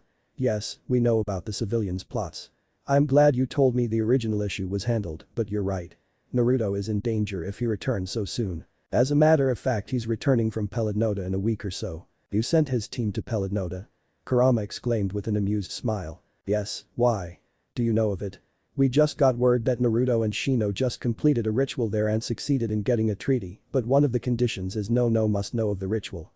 Hiruzen asked the old demon curiously. Kurama's obvious attempt to stop his laughter only added to his curiosity, but he only got a shake of a head in response. Kurama finally got over his amusement. Even if I did, I can't give details now, can I? He said pointedly, reminding the Hokage of the very condition he just mentioned. No, I guess not. A curious Hiruzen muttered with pout. Did Danzo mention anything before? Grandpa, I think I found one that'll work. Konohamaru exclaimed while waving a mission pamphlet around. Excellent. Let me see. Hiruzen exclaimed as he leapt up from the pile of papers. He looked over the mission quickly. Yes, this will be perfect. Once I clean up I'll send. Konohamaru grabbed the paper before Hiruzen could even finish his sentence. I'll send it to Naruto's team. Konohamaru called back as he bolted for Th4E door. Make sure to address them as Kurenai and teammate. I'm not supposed to know that Naruto is with them. Hiruzen yelled after his grandson before sighing and looking at Kurama. Did anyone hear that? Kurama frowned, I don't believe so. At least, I don't hear anyone in the top floors of the building right now besides us, which seems odd actually. He commented as he helped Hiruzen clean up the papers. Not that strange actually. Hiruzen said as he stood up and stretched his creaky joints. The quakes, which I assume were from Danzo's game of catch, actually caused some pipes to burst downstairs and several people have been dealing with that. I guess they're still dealing with that. Speaking of Danzo, you wanted to know if he mentioned something. Kurama pointed out. Hiruzen nodded, yes. Did he say anything about the patients? After Fu mentally restrained the last one they signaled each other. I asked if anything was wrong or if they needed my help and then Danzo said he was expecting it for a while and that we won't have to worry anymore. Is there a reason Fu would use signals around me? What am I not allowed to know? Kurama asked, getting that sinking feeling again. The old Hokage sat down into his chair and frowned. Danzo and I have realized in the last year or so that the treatments weren't helping those 3 patients and they were only getting worse. Hiruzen looked sadly at the demon he honestly considered a friend. We decided if they were too far away mentally that we'd spare them any further suffering. Kurama let out a shaky breath and closed his eyes. I see. It's not your fault. Hiruzen said though he could tell that the smile on Kurama's lips was not sincere. The heartbroken look in those eyes gave it away. Perhaps I still haven't fully recovered from my heat so if you'll excuse me. Kurama said politely. Hiruzen knew that wasn't the main reason why Kurama wanted to leave, but he knew the demon probably needed a little time alone, so he just smiled kindly and nodded. Of course. He said, but once Kurama left he frowned. Sometimes I wonder who the real demons are. He needs Naruto. The Red Admiral bowed towards teammate and handed them a scroll with his village's insignia on it. Pellet Nota thanks you. We look forward to dealing with your village even more in the future. As do we. Thank you Red Admiral. Shino said professionally, but he definitely slid the hotel door closed faster than necessary. The second the 4 ninjas were alone in the hotel room Kiba opened his mouth, but Shino wasn't going to put up with a slew of questions from the curious dog ninja. I'll go right to Hokage now. He said while making a beeline for one of the 2 bedrooms attached to their hotel room. Kurenai chuckled sheepishly as the door slammed shut, leaving her just as disappointed as Kiba, though she hid it much better. Did something happen? I'm not allowed to talk about it. Naruto exclaimed quickly before noticing Akamaru sniffing him curiously. When the large dog's eyes widened Naruto winced. That applies to you too. The Red Admiral made it the main condition so don't tell. Ha! Akamaru will tell me though. Kiba exclaimed excitedly, but he hit the floor face first when Akamaru gave him a few barks. What do you mean you aren't obligated to tell secrets to random people? You're my dog. Kurenai attempted to stifle her laughter as Akamaru huffed, leaving a disappointed Kiba to sulk. It is a condition and we have to respect our new allies. Thank you Naruto. For what? Naruto asked. He was pretty sure all he did was make things very awkward between him and Shino for a long time. Kiba huffed while pouting at his stubborn canine companion.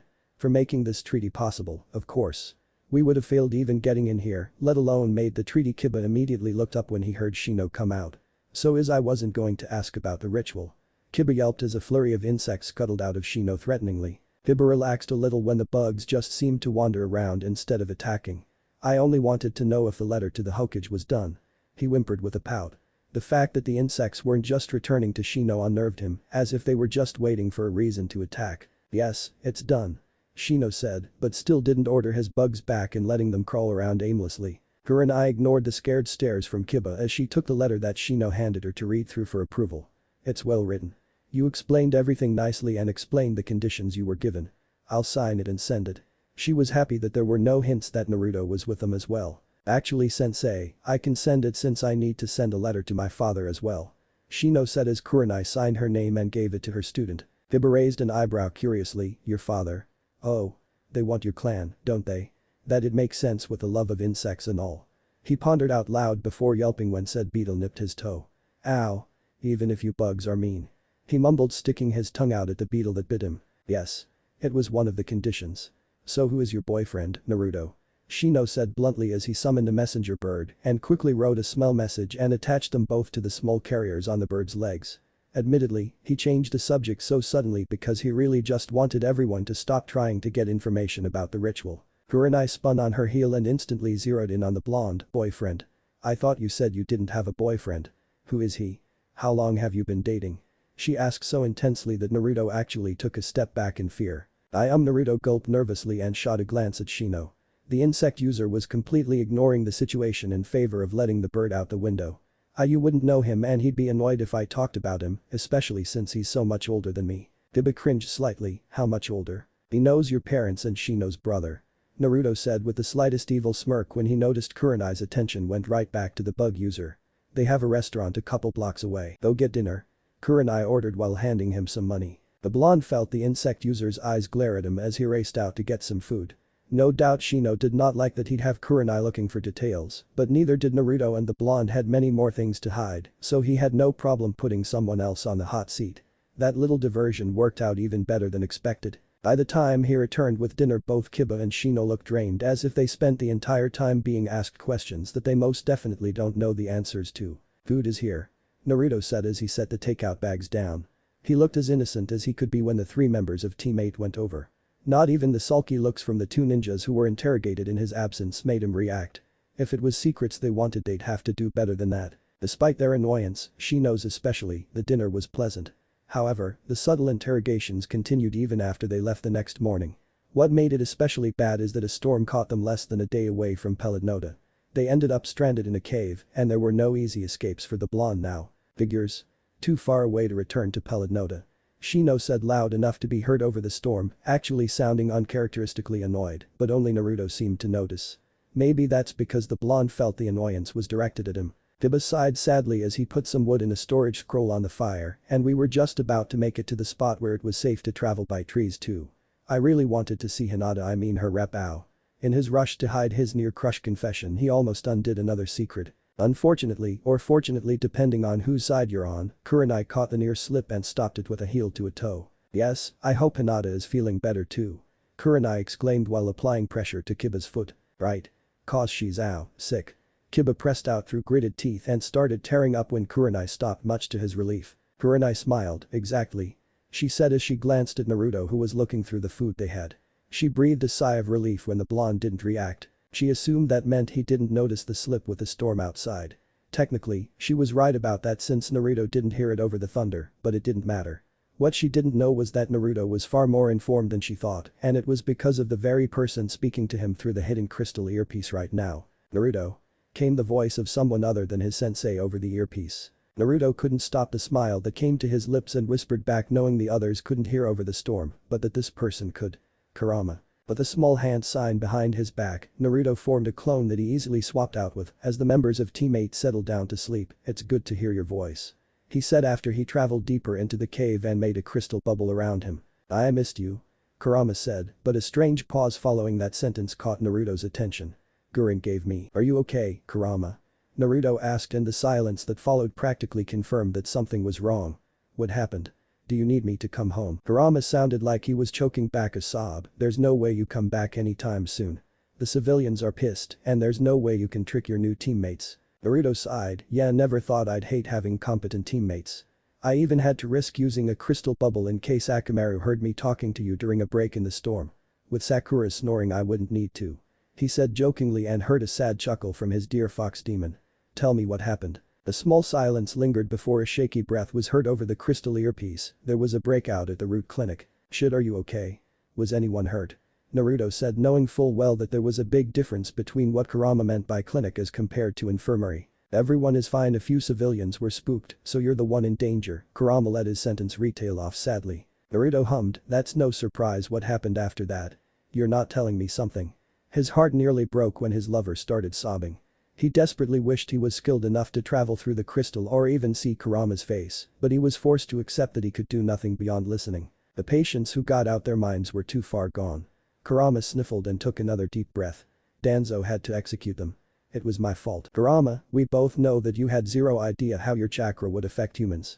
You didn't go into heat when you were sealed away, and you never needed to use humans to deal with your heat before the seals existed. Naruto said softly, trying to get his lover to stop blaming himself. Kurama sighed, if I just tried looking for any other demons sooner, then there's no way to know what could have happened.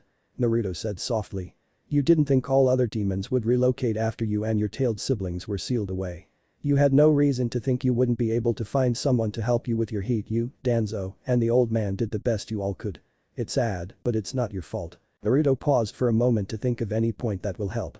If anything, I'm to blame. What? You were a child when you released me. It wasn't your fault. Kurama exclaimed, a bit shocked at the odd claim. Naruto smiled sadly, I broke your seal. I made you deal with your heat again. Neither of us had any idea what would happen. If you think you're at fault, then what about me? Perhaps you have a point, it still hurts. Kurama sighed. What's your opinion, Gurren? Gurren's voice was heard over the crystal. Naruto's eye twitched violently, I should have guessed. Trying to overhear something kinky again, sensei. Was hearing my farewell to Kurama not enough? As annoyed as he was, he had to admit he smiled when he heard Kurama laugh softly. Maybe, Gurren admitted quietly. Well, we could discuss a certain ritual you went through. That might appease Gurren. Kurama said, sounding very amused despite the little sniffle from his crying just moments ago. Yes, Naruto was happy that Kurama seemed a bit more cheerful, but wasn't a topic he was looking forward to. 1. I'm not allowed to talk about specific details. He said, making it clear that, just because Kurama already knows, Gurren couldn't be told. 2. I was going to bring that up. I'm sure. How is Shino? Kurama asked, definitely taking enjoyment out of this. The blonde hummed in thought, he's confused. Confused. The fox demon clearly didn't expect that answer. How was he? He let his sentence trail off. Yes. Naruto said, knowing full well what Kurama was asking. It was a bit awkward. Wait. What was awkward? I want details. Gurren whined. No. Bad, sensei. Naruto scolded, getting a pouty whine from the other side of the crystal earpiece. Kurama couldn't help but laugh at the little exchange. Speaking of senseis and missions, you will be getting a new mission sent to Team 8. The previous team was fired because they lost track of the prince. No one seems to know how that happened, but since Prince Hikaritsuki is safe, the king of Crescent Moon Kingdom, Michiru, is letting a new team take their place. You don't need it, but be careful anyway. I miss you. Naruto smiled, I miss you too. Oh, why thank you. Gurren exclaimed cheerily. Yeah, you too. Naruto said with an eye roll as his sensei snickered. Once that conversation was done, Naruto knew he had to hang up. Shit. I need to go back right now. My clone is noticing that Shino's bugs are crawling around. He said. The one thing he simply couldn't allow was for the insects to pop his clone. But the quick promise to call back when he had a chance, he ordered his clone to walk towards his spot deep in the cave. The clone pretended to need to relieve himself and quickly went to the back of the cave. Just as Naruto cancelled the crystal orb that was blocking the sound of his talking, his clone dispelled. He returned with no one knowing he was talking all this time. Seriously? Naruto mumbled softly as a few insects joined him. The insects actually seemed to curl up on the sleeping bag with him. It made him wonder if Shino's insects were trying to say something. He shrugged it off and went to sleep only to get woken up in the early rainy morning by a yelp. Shino, get your bugs in control, ow. Kiba cried out, making Naruto's blue eyes snap open. Akamaru rolled his eyes at Kiba's antics and just shook the bugs off. Every surface of the cave was temporarily covered in insects. The second Shino woke up he called them all back, but it was kind of strange. In Kiba's case it was also slightly itchy and painful thanks to a few bug bites. Kurenai frowned and looked at the bug user, everything okay, Shino? I've never seen you let your insects out when asleep before. She said while reaching for his cheek to check for a fever. I'm fine. My insects thought they saw something in the storm. Shino said as he pulled away from Kurenai's touch. Naruto noticed the blush and twitched, well, the rain stopped, so why don't you help me with breakfast, Shino? Your insects can look around. He suggested and the insect user almost eagerly followed him out. Naruto suspected he knew what Shino's problem was, but he wanted to talk to him privately. Shino, your insects came to sleep with me. Is there something? I see a messenger bird.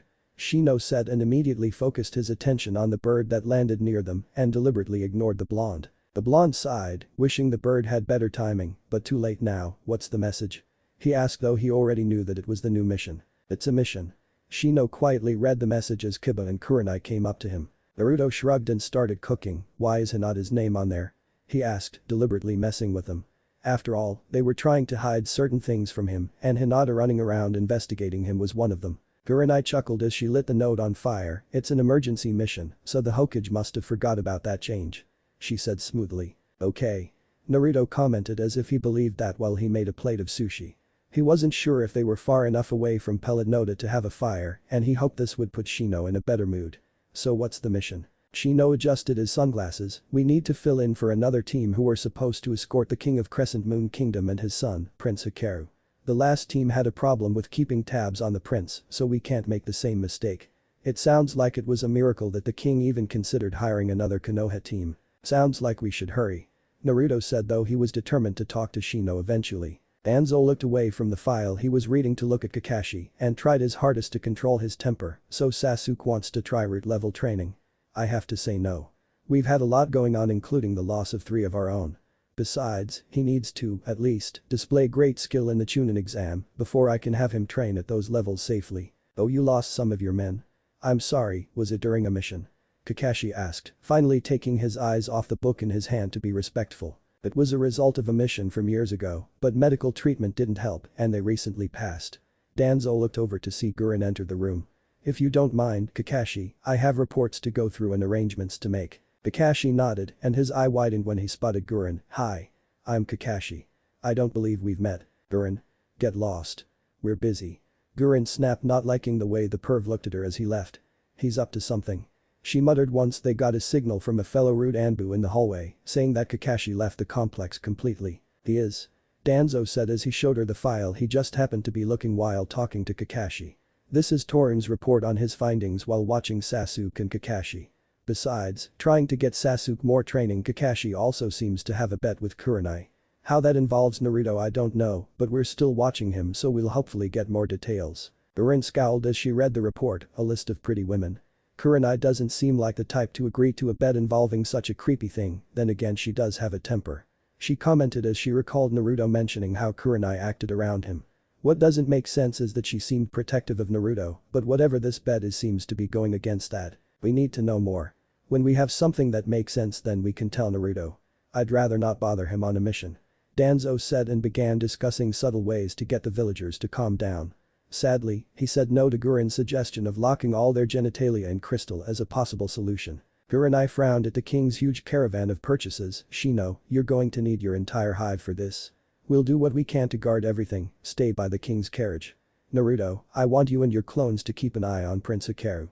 Kiba, you and Akamaru should back up Naruto if the prince does try something.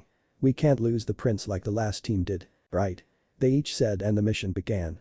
Kurenai stayed close to King Michiru and Prince Hikaru's carriage and tried to keep up a pleasant conversation. She didn't want their clients to think there was anything wrong and she wanted to smooth things over with King. Thankfully, Michiru was a pretty nice guy, which explains why he agreed to give Konoha a second chance. His son wasn't quite as cheerful. In fact, despite being a tall, slender and good-looking young man with long dark hair and slim glasses, Hikaru seemed like a bit of a brat. It took only a few days of the luxurious shopping trip before the real problem appeared. No, it wasn't the random goons or gangs or bandits. Those came often, but were dealt with easily and left in the sand as they headed for the Crescent Moon Kingdom. The true problem was exactly what got the last team in trouble, which was the prince separating from the caravan. Kiba. Naruto hissed, getting the dog ninja's attention before bolting after Hikaru. He watched the prince slip through the crowd with only a hooded cloak as a disguise. Once Kiba and Akamaru caught up after warning the rest of the team they saw the building the prince went into. Okay, as a fellow man with hormones, I don't know if we should drag him back. Kiba commented, understanding very well that some people need to browse a sex toy store for a new toy. Naruto frowned, yeah, let's just follow him and give him some space. I'll go in and have a few clones watch the front. Alright, then Akamaru and I will watch the back doors. Kiba said and they each went to take their positions around the toy store. Hikaru smirked when the caravan to a stop. Perfect. Not far away at all. He muted and pulled out a long cloak and slipped away. He searched the streets until he found exactly what he wanted. No one will follow me here. He said with a smirk as he went into the adult store. Admittedly, the items on the shelves made him blush slightly and he was tempted to shop, but he went through anyway.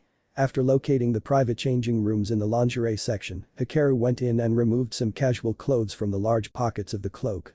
As fast as he could he changed his clothes and excitedly left the room. Suddenly, his excitement crashed when he realized he walked right past one of his ninja guards. What are you doing in here? Hikaru demanded of the blonde ninja. Naruto shrugged as he examined a sex toy set that resembled the classic ninja kunais and shuriken. Guarding you? Don't mind me, okay? I'll pick some things up for my boyfriend while you do what you need to do. Naruto said casually before looking at the employee that came towards them. Excuse me. These say they can run on chakra. How effective is it? The young man smiled, chakra-powered toys are very efficient. I'm a little surprised that a ninja is interested in that set. So far you're the only one that I know of. The employee said, taking note of Naruto's headband. Naruto chuckled sheepishly, yeah, I can understand why that'd be too traumatic for some ninjas. My boyfriend would actually get a laugh out of these. He said nothing short of certain seals would unnerve Kurama. Hikaru immediately scoffed when the poor employee glanced at him when the ninja said the word boyfriend. It's not me. He said with just enough harshness that the employee flinched, but the prince didn't care and went off into shelves across the store. How the hell do I get out? He huffed as he spotted a duplicate of the blonde ninja standing casually outside the store. Fine, I'll just look around. Hikaru grumbled. Out of the corner of his eye he spotted the employee showing the ninja a display toy and moved around the shelves. Hikaru stopped and stood behind the one Naruto and the employee were chatting next to. As he casually browsed he listened and peeked around the shelf out of curiosity. They almost feel real, but the points that would be sharp are quite soft. How does it charge?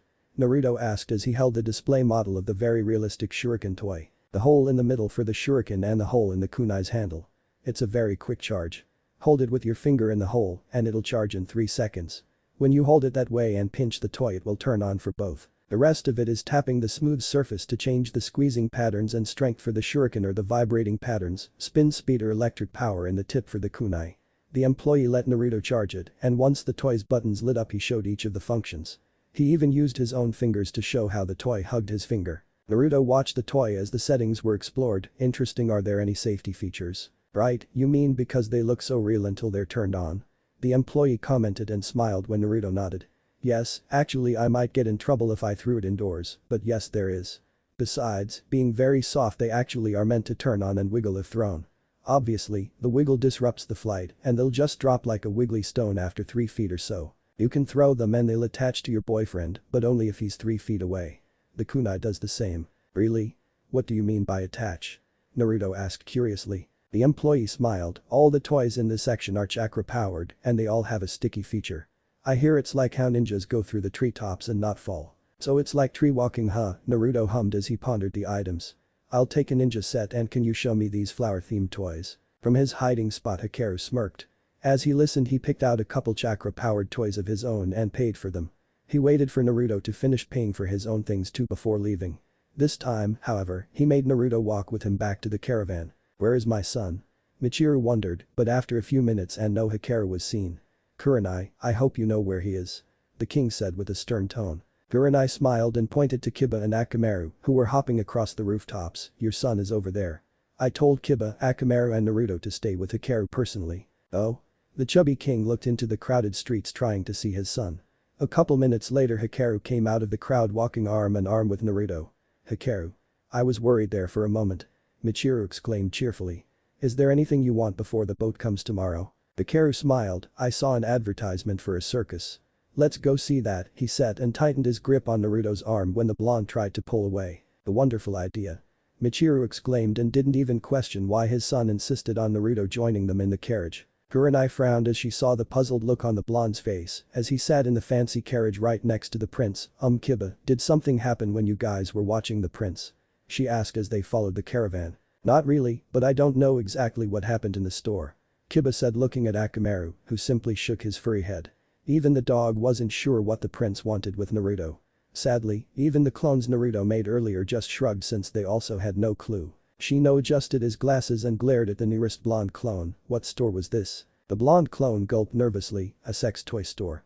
He answered, and the clones took a couple steps back as the insect user's insects fluttered around him. I'll guard the back of the caravan. Shino muttered and immediately jumped away as a depressed aura hovered around him. Kurenai looked concerned. He's been acting odd since our last mission. Naruto, are you sure you can't tell us anything? Sorry, but the boss can't. The clone said with a sigh.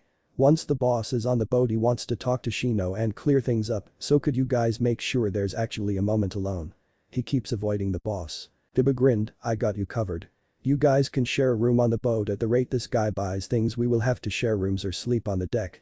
Kiba muttered as the king bought a store full of shoes and they haven't even made it to the circus yet. The ninjas suspected that the shopping wasn't done and they were right. Would you care for a caramel brownie, Naruto? Hikaru offered from the tray of decadent treats the king was snacking on. Naruto smiled, no thank you. I'm not that into sweets. You seem to talk a lot about sweets back at the store. Hikaru commented with a slight smirk. It took a second, but Naruto realized what the prince was implying. I know what my boyfriend likes. Naruto said, not sure what would be safe to say in front of the king. Your boyfriend has good taste. Hikaru said casually. Oh look. We're at the circus. Ichiro grinned, wonderful. It's been a while since we've been to one. Hikaru held his arms out silently demanding the ninja to carry him out of the carriage. Perhaps we should buy this one, if we like it, thank you Naruto. Hikaru said as the ninja set him down on the ground. Oh, that's a wonderful idea. Then we can go all the time. Michiru exclaimed excitedly as they entered the circus. Naruto secretly created a few clones that were hinged to look like random people to increase the security. Not just for the safety of the king and prince, however. Every now and then he caught a glimpse of the rest of teammate following them. Obviously, Kurenai, Kiba and Akamaru weren't the problem. Naruto's was trying to keep an eye on Shino, who got noticeably more and more sulky each time he saw Hikaru nuzzling Naruto's arm. "You have excellent aim, Prince Hikaru." Naruto commented politely when the prince hit the apple out of the hands of the little monkey that was riding a saber-toothed tiger. Hikaru huffed, "I like the circus," he said, and instantly Michiru made the deal with the owner. As they headed back to the boat, there was a moment where the prince tried to pet the grey saber-toothed tiger, but the tiger took offense to this stranger coming near him and growled. The prince scowled in response and pulled Naruto over to the pier. "Be my boyfriend." Naruto blinked in confusion. "Huh? I can provide you with anything you want." "Anything?" Hikaru said as he pressed his hand against Naruto's chest. The blonde frowned. "I have a boyfriend," he said firmly as he casually tapped his ear in thought. Hikaru huffed, "I can give you so much more. Gifts, a palace, sex. You can have a kingdom." Hikaru scoffed as Naruto seemed to be thinking too hard on the subject. "If you don't agree, I'll tell my father that you lost me for a few minutes and only happened to find me in that store where you begged me to stay quiet on the matter." The ninja nodded his head but still didn't seem to be giving the prince his full attention until he looked at him. "Okay," Naruto said, but followed that up with grating the prince's wrist and pulling the hand away from his chest. "Of course, I prefer getting to know my boyfriend before going any further." He leaned over to look Hikaru right in the eyes. "No matter what toys you might want charged." Naruto noticed a light blush appear on those royal cheeks. "Can I ask a question?" Hikaru raised an eyebrow. "Yes, I suppose." "Why did you seem so surprised that I followed you into the toy store?" Naruto asked and shrugged at the baffled look he got. "What? It's a strange thing to assume that your guard wouldn't follow you." Suddenly, it clicked in the blonde's mind. "Oh, that's how the last team lost you, right?" "Yes, I figured ninjas were modest." Hikaru blinked as Naruto burst out laughing. "What's so funny?" he muttered as he yanked his hand out of the ninja's grip. Naruto took a second to stop laughing before finally looking at the prince. "It's funny because you made that very incorrect assumption when in reality you had the only prude in the village as your guard." Hinata jumped as she was startled by a series of sneezes. "Bless you, Niji," she said kindly when she opened her window to see her cousin going through a second sneezing fit. "Someone must be talking about you," she joked. "Lady Hinata, was that you sneezing? We're getting the doctor and the tea," the frantic guards outside yelled. Both Niji and Hinata paled heavily as one guard threw the door open carrying a kettle with the grotesque tea all heated and ready. Hinata shook her head frantically. "No, quick." Lady Hinata sneezed at least 7 times and she looks feverish. Niji yelled, having zero issue with falsely accusing his cousin. "No." He sneezed. Hinata had no time to even finish her sentence before a panicked swarm of doctors surrounded her. What followed was tests, a worried father sealing the wonder shut, and even more of that ungodly tea. Hikaru huffed, "So Konoha is actually full of perverts." "Yep. Most would be shopping with you," Naruto exclaimed with a snicker.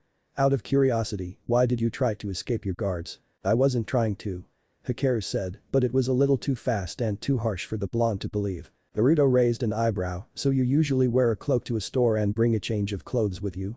he said pointedly, and the flinch he saw from the prince told him that he hit a nerve. "Your dad is pretty happy to give you anything, so it's not like you wanted to keep him from knowing about the toys. You thought you found a way to slip away from your guards and tried to take it again, but the teams were changed. You know, as your boyfriend, I could assist you getting where you want to go without your father knowing." Hikaru stared at Naruto trying to figure out if the ninja was serious or not. "You'd go behind your teammate's back." "I don't have to," Naruto said with a cheeky grin and looked up to see Kiba watching from the deck of the huge boat.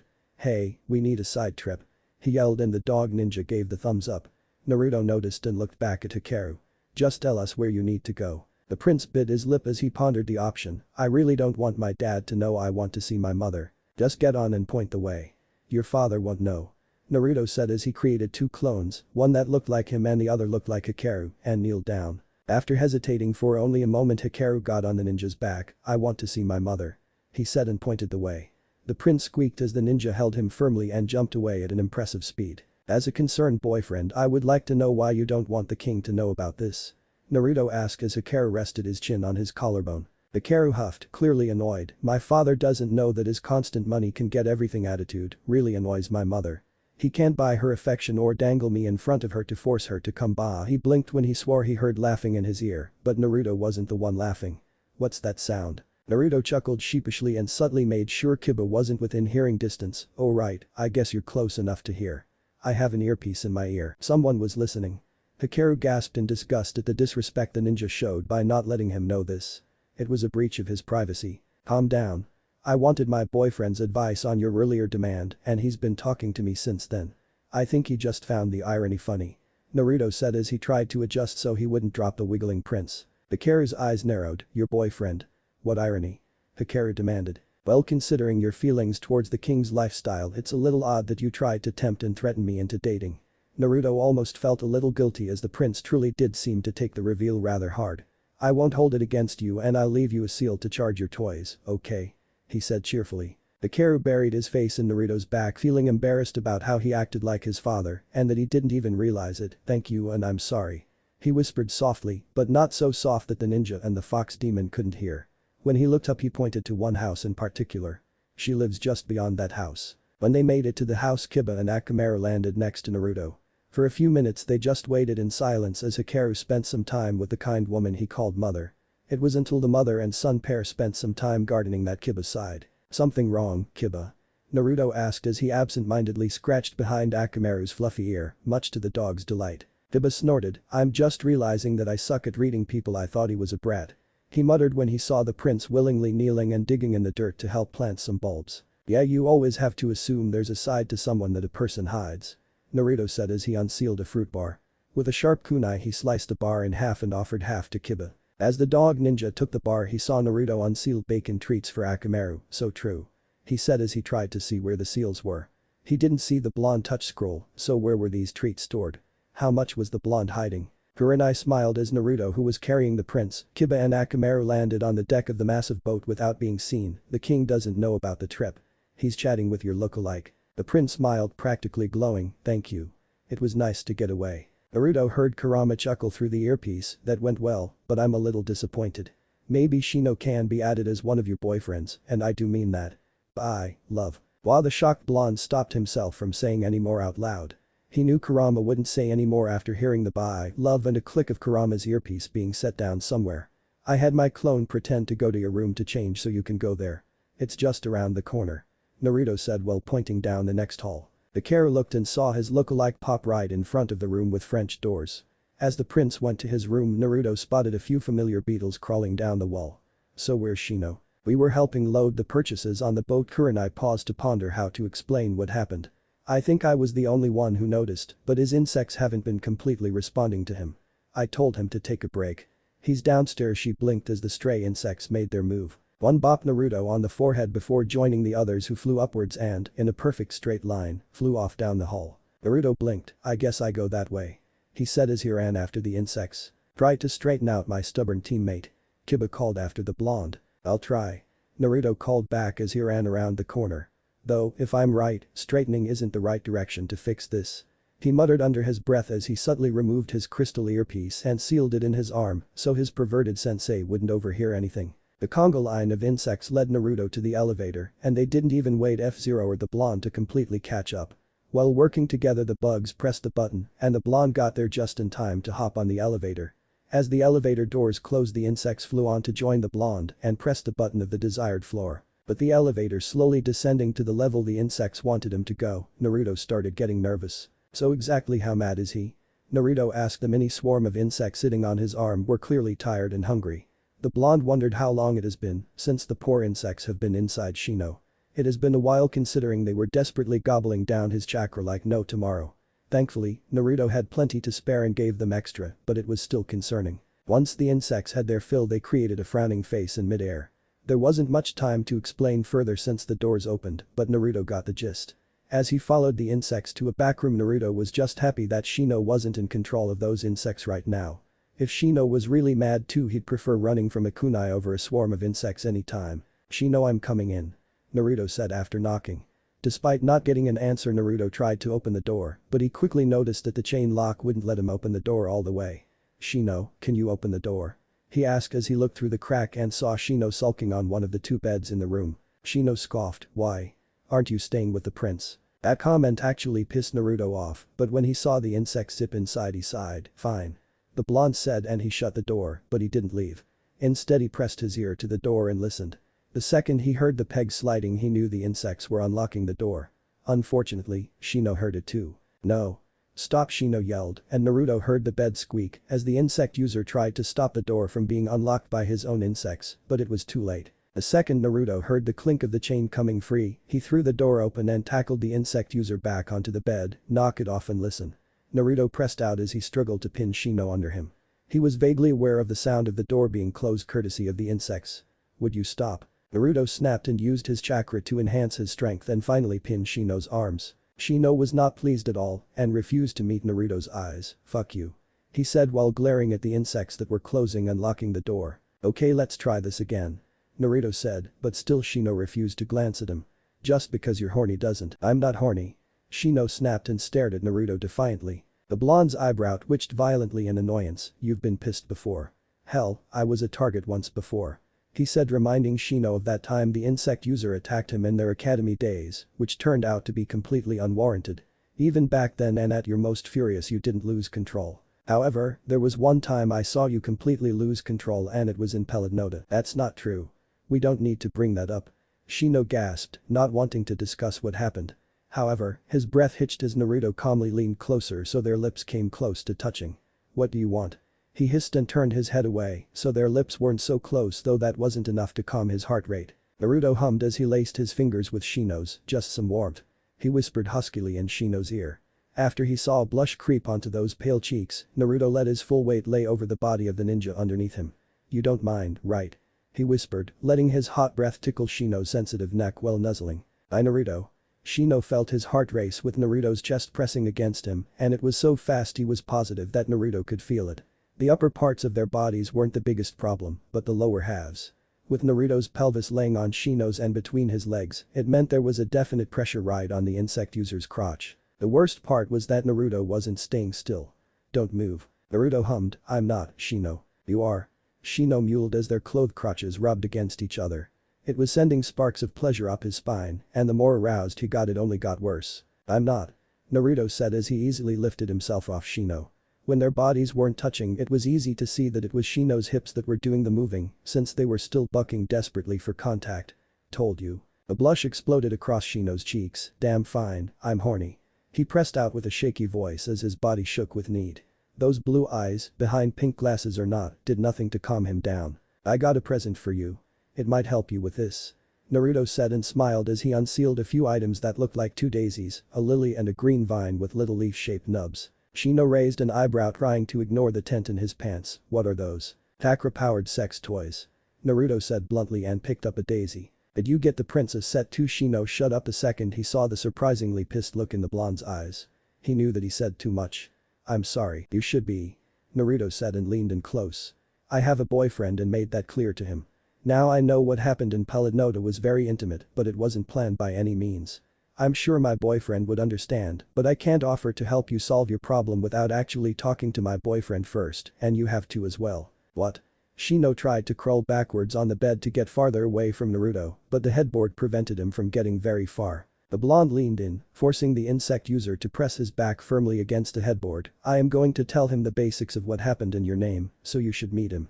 Besides, it might be a chance to stop being jealous, especially with the prince," he said as he placed his hand firmly on the headboard when he spotted Shino attempting to inch towards the edge of the bed. "I'm not jealous." Shino trailed off as the blonde quirked an eyebrow skeptically. Clearly Naruto wasn't buying it. "What do you mean?" he asked as he looked away from the blue eyes. Do you mean about the prince or the chance I mentioned? I saw you glare at the prince every time he got close," Naruto said bluntly, making Shino blush. "Prince Hikaru wanted a battery for the chakra-powered toys that he bought for himself, and I think he just got carried away. As for the chance, my boyfriend has recently expressed an interest in me having multiple boyfriends," Naruto commented, and by recently he meant 5 minutes ago. The insect user gaped. "He what?" He gasped and shifted nervously when Naruto reached out to take Shino's sunglasses. Naruto chuckled as the insects took the sunglasses out of his hand. "I meant what I said. Granted, you should meet him first, but I can still show you how to satisfy yourself," he said before swiftly grabbing Shino by the ankles and dragging him to the center of the bed. With a quick change in his grip he grabbed each pant leg and whipped the pants off, leaving Shino's green boxers exposed. "Wait!" Shino yelped, but fell silent when Naruto moved on top of him. His heart sped up as Naruto's hands brushed his skin as they got hold of the hem of the boxers. Naruto heard a lot of buzzing and noticed that all of Shino's insects were covering the walls. "Your insects are getting lonely," Naruto said right before whipping off the insect user's boxers, revealing the semi-hard cock. Don't be shy now. Naruto said when Shino blushed. You don't have to. Shino gulped as Naruto took his hand. No, but you weren't taking care of this yourself, so I'm going to make sure you do. The blonde said as he placed a daisy in Shino's hand. Put this on your ball. He ordered. Shino shivered in need and slowly pressed the flower against his balls. Almost instantly he gasped in pleasure when the petals latched on and began massaging and vibrating his left ball. Before he had a chance to focus, he felt another toy being pushed into his hand. Put this on your cock. Naruto instructed and helped guide the squirming Aburam's hand to the dripping cock. With help, the lily slid onto the cock and the petals started vibrating. Ah! Shino's hips jerked at the intense sensation. It only got worse when Naruto moved his hand, effectively dragging Shino's finger across the toy's surface, which made the settings change. Naruto. Ooh oh ah. A flushed Shino cried out as the stamen of the flower began teasing the head of his cock, even going so far as to dip into the slit. Naruto watched the pre-cum gush out from under the toy and reached over to unzip Shino's jacket. That's right. Don't fight the pleasure. I'll help with the last two. He whispered as he put the second daisy on Shino's. When he saw the sexy insect user's eyes roll back, he knew Shino was close and lined the vine toy up with a twitching pucker. Something is coming. I can't aha. Once a couple inches of the slim bumpy vine was pushed deep inside Shino's ass, the insect user came so hard that the lily was nearly shot off the cock. After letting Shino recover, Naruto noticed the insects finally crawl back into Shino, feeling better. He asked gently as he put the toys aside and laid next to Shino. Shino panted softly and nodded, yeah. Kurenai smiled as she saw Shino's using excellent control of his insects to help get the caravan on the ship before they set sail. I don't know what you did, Naruto, but it worked. If anything, I think his control is even better. He seems to be taking more time to himself, but that seems to be helping. Yeah, what did you do? Kiba grinned, happy to have no bugs biting him, and had a teammate in a much better mood. I bought him a present and we talked. Naruto said sheepishly. He noticed Shino disappeared again and most likely using his new toys. The blonde suspected Shino has jerked off a few times since he got those toys. He thought that mainly because Shino's insects would visit him every time Shino did some jerking off, and they visited a few times already. Of course, he said nothing about what the present was and was relieved when Kurenai and Kiba left instead of prying further. Everything okay, Naruto? Hikaru asked curiously as he saw the ninja watching the water alone. Naruto sighed as he felt a few insects slip under his jacket. I opened up Hiro's box. Don't you mean Pandora's box? Hikaru asked, knowing that was the usual phrase. Nope. This is definitely more Eros related. Naruto muttered as he chuckled sheepishly. Hikaru pondered that comment and then blushed. Eros was the Greek god of passion and lust, right? He asked. He could only imagine what box Naruto opened, and did that mean Naruto's boyfriend was on the team? You know a lot about Greek gods. Not really. I just know someone who jokes about a couple old crystal ball viewing perverts being descendants of that god. Naruto chuckled as he remembered how creative Kurama's jokes and insults could get. Hinata glared at the ceiling. She wondered how much longer this imprisonment would last. How much more tea-based torture and crazed doctors will she be forced to endure? The only bonus to this was that she had so much of that grotesque tea that it was almost becoming tolerable. I have to do something. The restless Hinata thought and finally decided to look at the information her sister managed to get her. With great care she slid out of the bed and crept to the place where she hid the list of addresses. Thankfully, the hiding place opened without a sound, but the biggest problem was picking up the paper. It seems her little sister chose the most noisy paper to write the list, and unlike the last time she saw the list, her sister wasn't there in a crinkling hazmat suit to hide the noise. She couldn't risk letting one noise because at this point anything could be mistaken for a health issue. After thinking about it, she decided to try to use her chakra. With a little chakra she made the paper stick to her hand and she added even more. Little by little the paper was coated in chakra.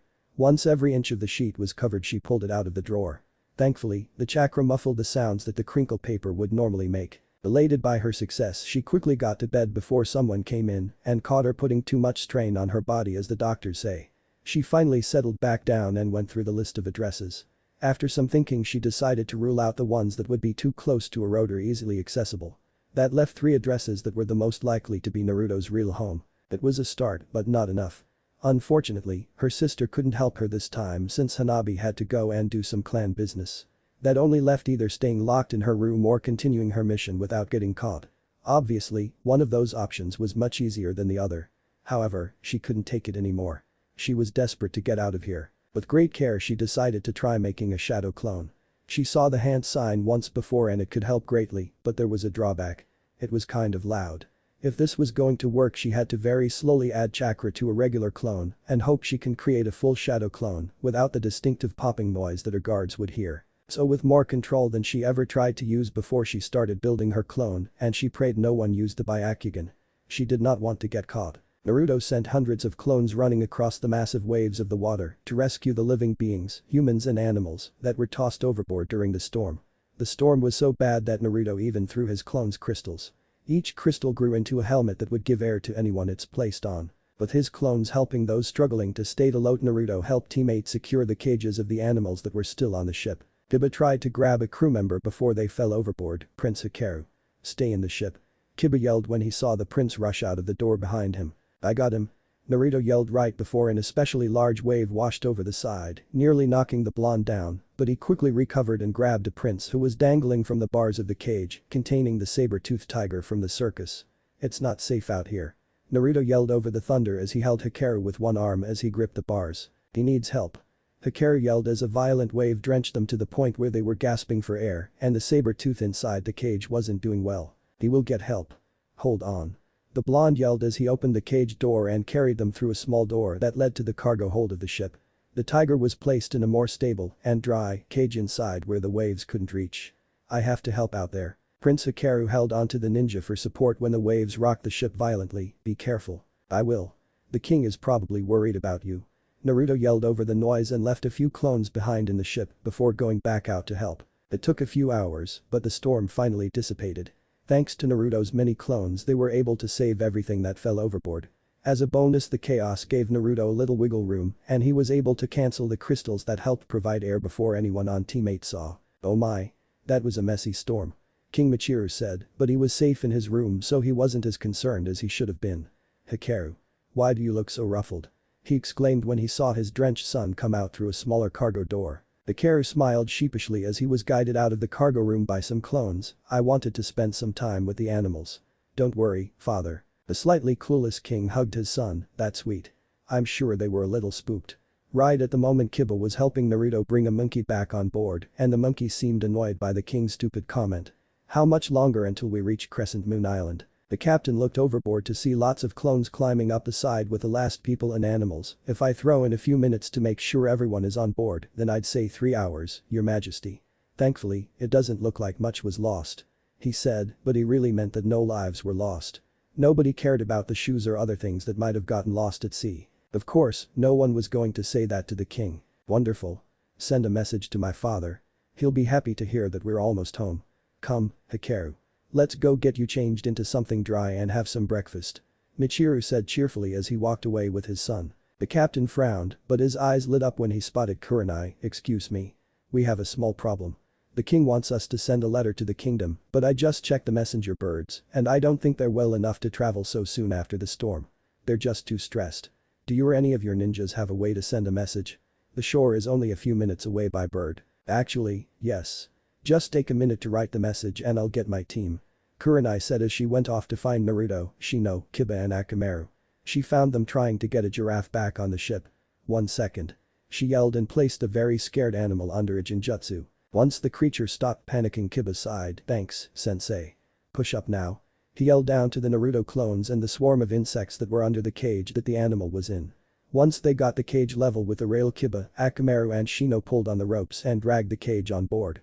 Naruto, is that the last one? He asked when Kurenai released the genjutsu as the giraffe's cage was safely taken back where it was by the animal's caretakers. Most of the blondes popped out of existence and the real Naruto was revealed to be one of the ones who helped raise the cage. It's everyone I managed to get a clone with.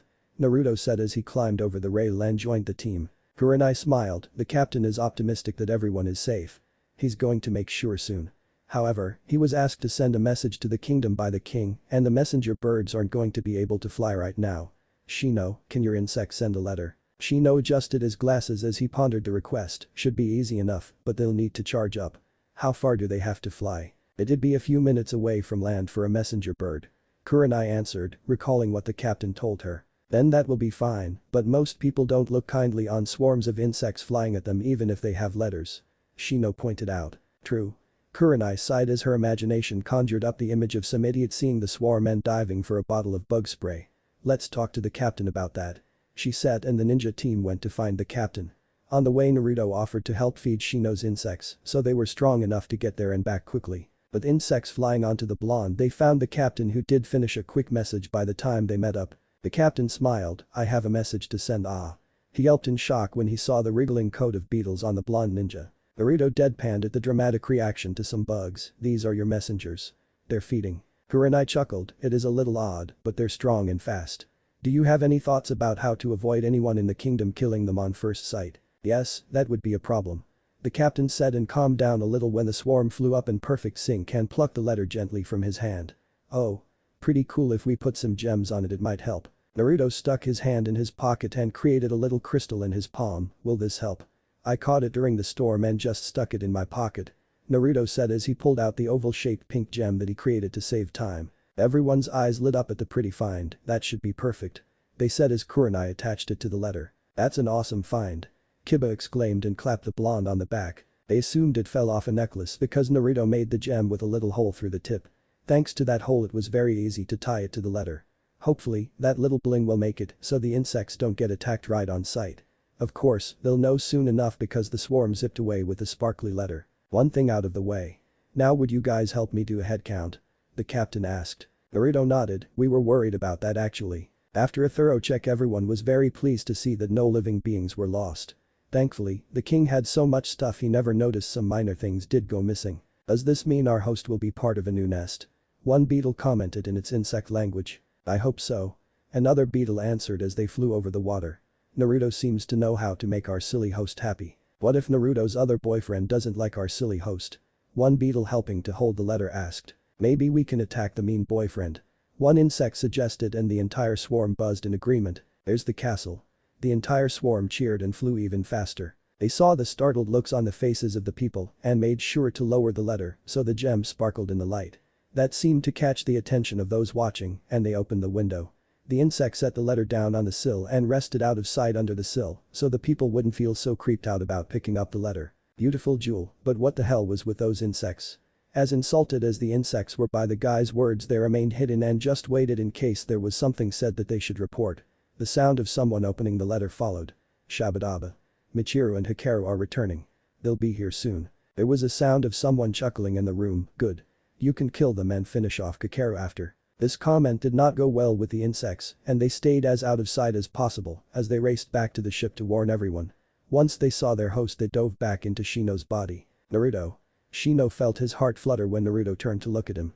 "Do I get to know anything about your boyfriend before I meet him?" Naruto nodded slowly, "Yeah, there's an odd story around us, but that can wait. As for my boyfriend, his name is Kurama. He has red hair, red eyes and is slightly tall.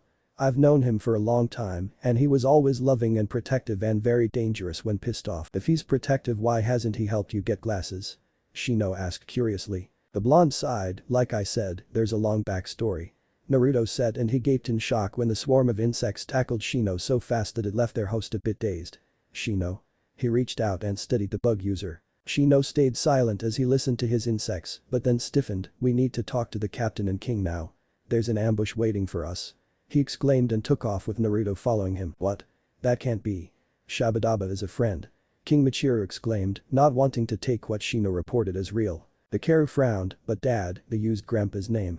"We should at least look into it before we reach the dock." Naruto already knew what he should do. After all, he has been using his earpiece for months now and has enough skill to create an audio connection between crystals even if he hasn't completed the vision level of skill. Screw it. This sounds more serious than keeping secrets, maybe I can still spin this. Naruto's eyes widened, "We could just listen in," he suggested and reached into his pocket to quickly create a new gem. After pretending to fumble for a moment he pulled out a gem that matched the gem that traveled with the letter. "I found this after we did the head count and I realized what it was." He pushed his chakra into the little gem. "Me a chair. I want to sit very close to see this personally." A voice was heard coming from the gem. Michiru lit up, "That's Shabadaba's voice." He said, very pleased that the ninjas just seemed to be a little overprotective. After all, there's nothing wrong with asking for a chair. "Hi Shabadaba." The king yelled into the gem hoping to get his friend's attention. Naruto nodded, "These gems are from the security store you bought, sir. I think I have the other end because they don't seem to hear us." He said, very relieved that he didn't put enough chakra in to hear through the crystal and it wasn't a two-way radio like his earpiece. "Put it right there." "Good. How much longer?" Shabadaba said, sounding a bit giddy. Michiru should arrive in about 2 hours, sir. A man answered. There's enough time then. Now I want this done a little differently. I want this to be as bloody as possible. I want that fat fuck's blood coating the entire pier. Shabadaba demanded. The ninjas and everyone else within hearing distance glanced at the king, who just stood there with his mouth hanging open in shock. Stop the ship. The captain ordered the second everyone realized how serious this was. Kill everyone else too except Hikaru. I could have some fun with him. Shabadaba said with an eager yet menacing tone that made Michiru immediately hold his son close as if to protect him. Of course. Looks like you guys get to take the lead this time. This'll give me a chance to kill any of those Kakaru-friendly knights if they try to save Michiru. The first unnamed guy said. I'll rip him to pieces for ya. A second, more burly-sounding man said, and a thud punctuated his sentence, as if he punched his hand with his fist in excitement. A slightly light chuckle was heard. This will be fun. An amused woman said. Sounds like at least 3 main fighters. Kiba said as the ship's engines came to a halt. Kurenai nodded, yes, and we should intercept the knights before they are killed. We are going to have to act fast. Kurenai thought for a moment. Captain, can we borrow a barrel or anything that floats? If we could make a quick raft we can buy ourselves some time by using a little diversion. We do have a few barrels. The captain said and ordered his crew to bring up the cargo. Good. Naruto, I'm going to put a genjutsu on the raft and I want one of your clones to steer the raft to the pier. While that Naruto does that we should intercept the knights. Kurenai instructed as a couple barrels were rushed over. Once the barrels were tied together and set in the water, Kurenai looked at the blonde. Naruto, send a clone with the barrels and a few clones to help us search. You should stay here and give the captain instructions on where to go as well as keep the king safe. Naruto nodded, got it. The blonde exclaimed as he created clones to follow teammate over the side of the ship. Wow. Hikaru gasped when he looked over the side of the ship just in time to see Kurenai do something to the one clone and the barrel raft it was steering with a paddle. Whatever she did, it changed the raft and clone, so it looked exactly like a duplicate ship even down to the people on it. With everyone else running across the surface of the water towards land and the fake ship moving past the actual ship, the real Naruto smiled. It's a genjutsu. He explained as he unsealed a set of explosive tags and weapons from one of the hidden seals on his body and threw them at the fake ship. It's like a ghost ship. The captain muttered when he saw the weapons go straight through the hull of the fake ship and, since it didn't appear in the water, it was easy to figure out that the clone under the genjutsu probably caught it. What do we do now? Naruto sighed. It would be best to see where the king's father is hiding and dock near him. Yes. We have to find my father. Michiru exclaimed and his eyes widened as he recalled something. There is a hidden alcove on the south side of the island. Only the royal family knows of it and it's set up for emergencies. If something happened to my father then he would have been taken there. Shino, Kiba, Kurenai and several Naruto clones raced across the surface of the water. Considering they were running far faster than the ship, it took no time at all to get to land, even though they curved their path so they didn't just run at the pier. They were able to stay hidden since they headed for a sandy beach a ways away from the pier where Shabadaba waited with his minions. Once they hit the shore they raced into the trees and began searching. If these knights are on the king's side, they are probably headed towards the pier to try and save King Michiru and Prince Hikaru. Shino said as his insects flew ahead and showed them the direction to take, since the insects knew the way already. Kurenai nodded, I agree. If they wanted to be in a good spot to ambush the ship, then they could be close to the pier. What do your insects think? They mentioned a patch of forest near the pier that would be a good place to hide. It's right up ahead and a little west of us. Shino explained as they ran. The Naruto clones spread out to increase the search area, but one stay close to Kurenai. King Michiru told the boss of a possible hideaway on the south side of the island. The ship is headed there. If anything, it should be a safe place to dock, and it's possible that Kakaru is there. Kurenai sighed in relief. Good. Akamaru barked and Kiba grinned. Akamaru smells horses up ahead. That might be the knights. One of us spotted tracks.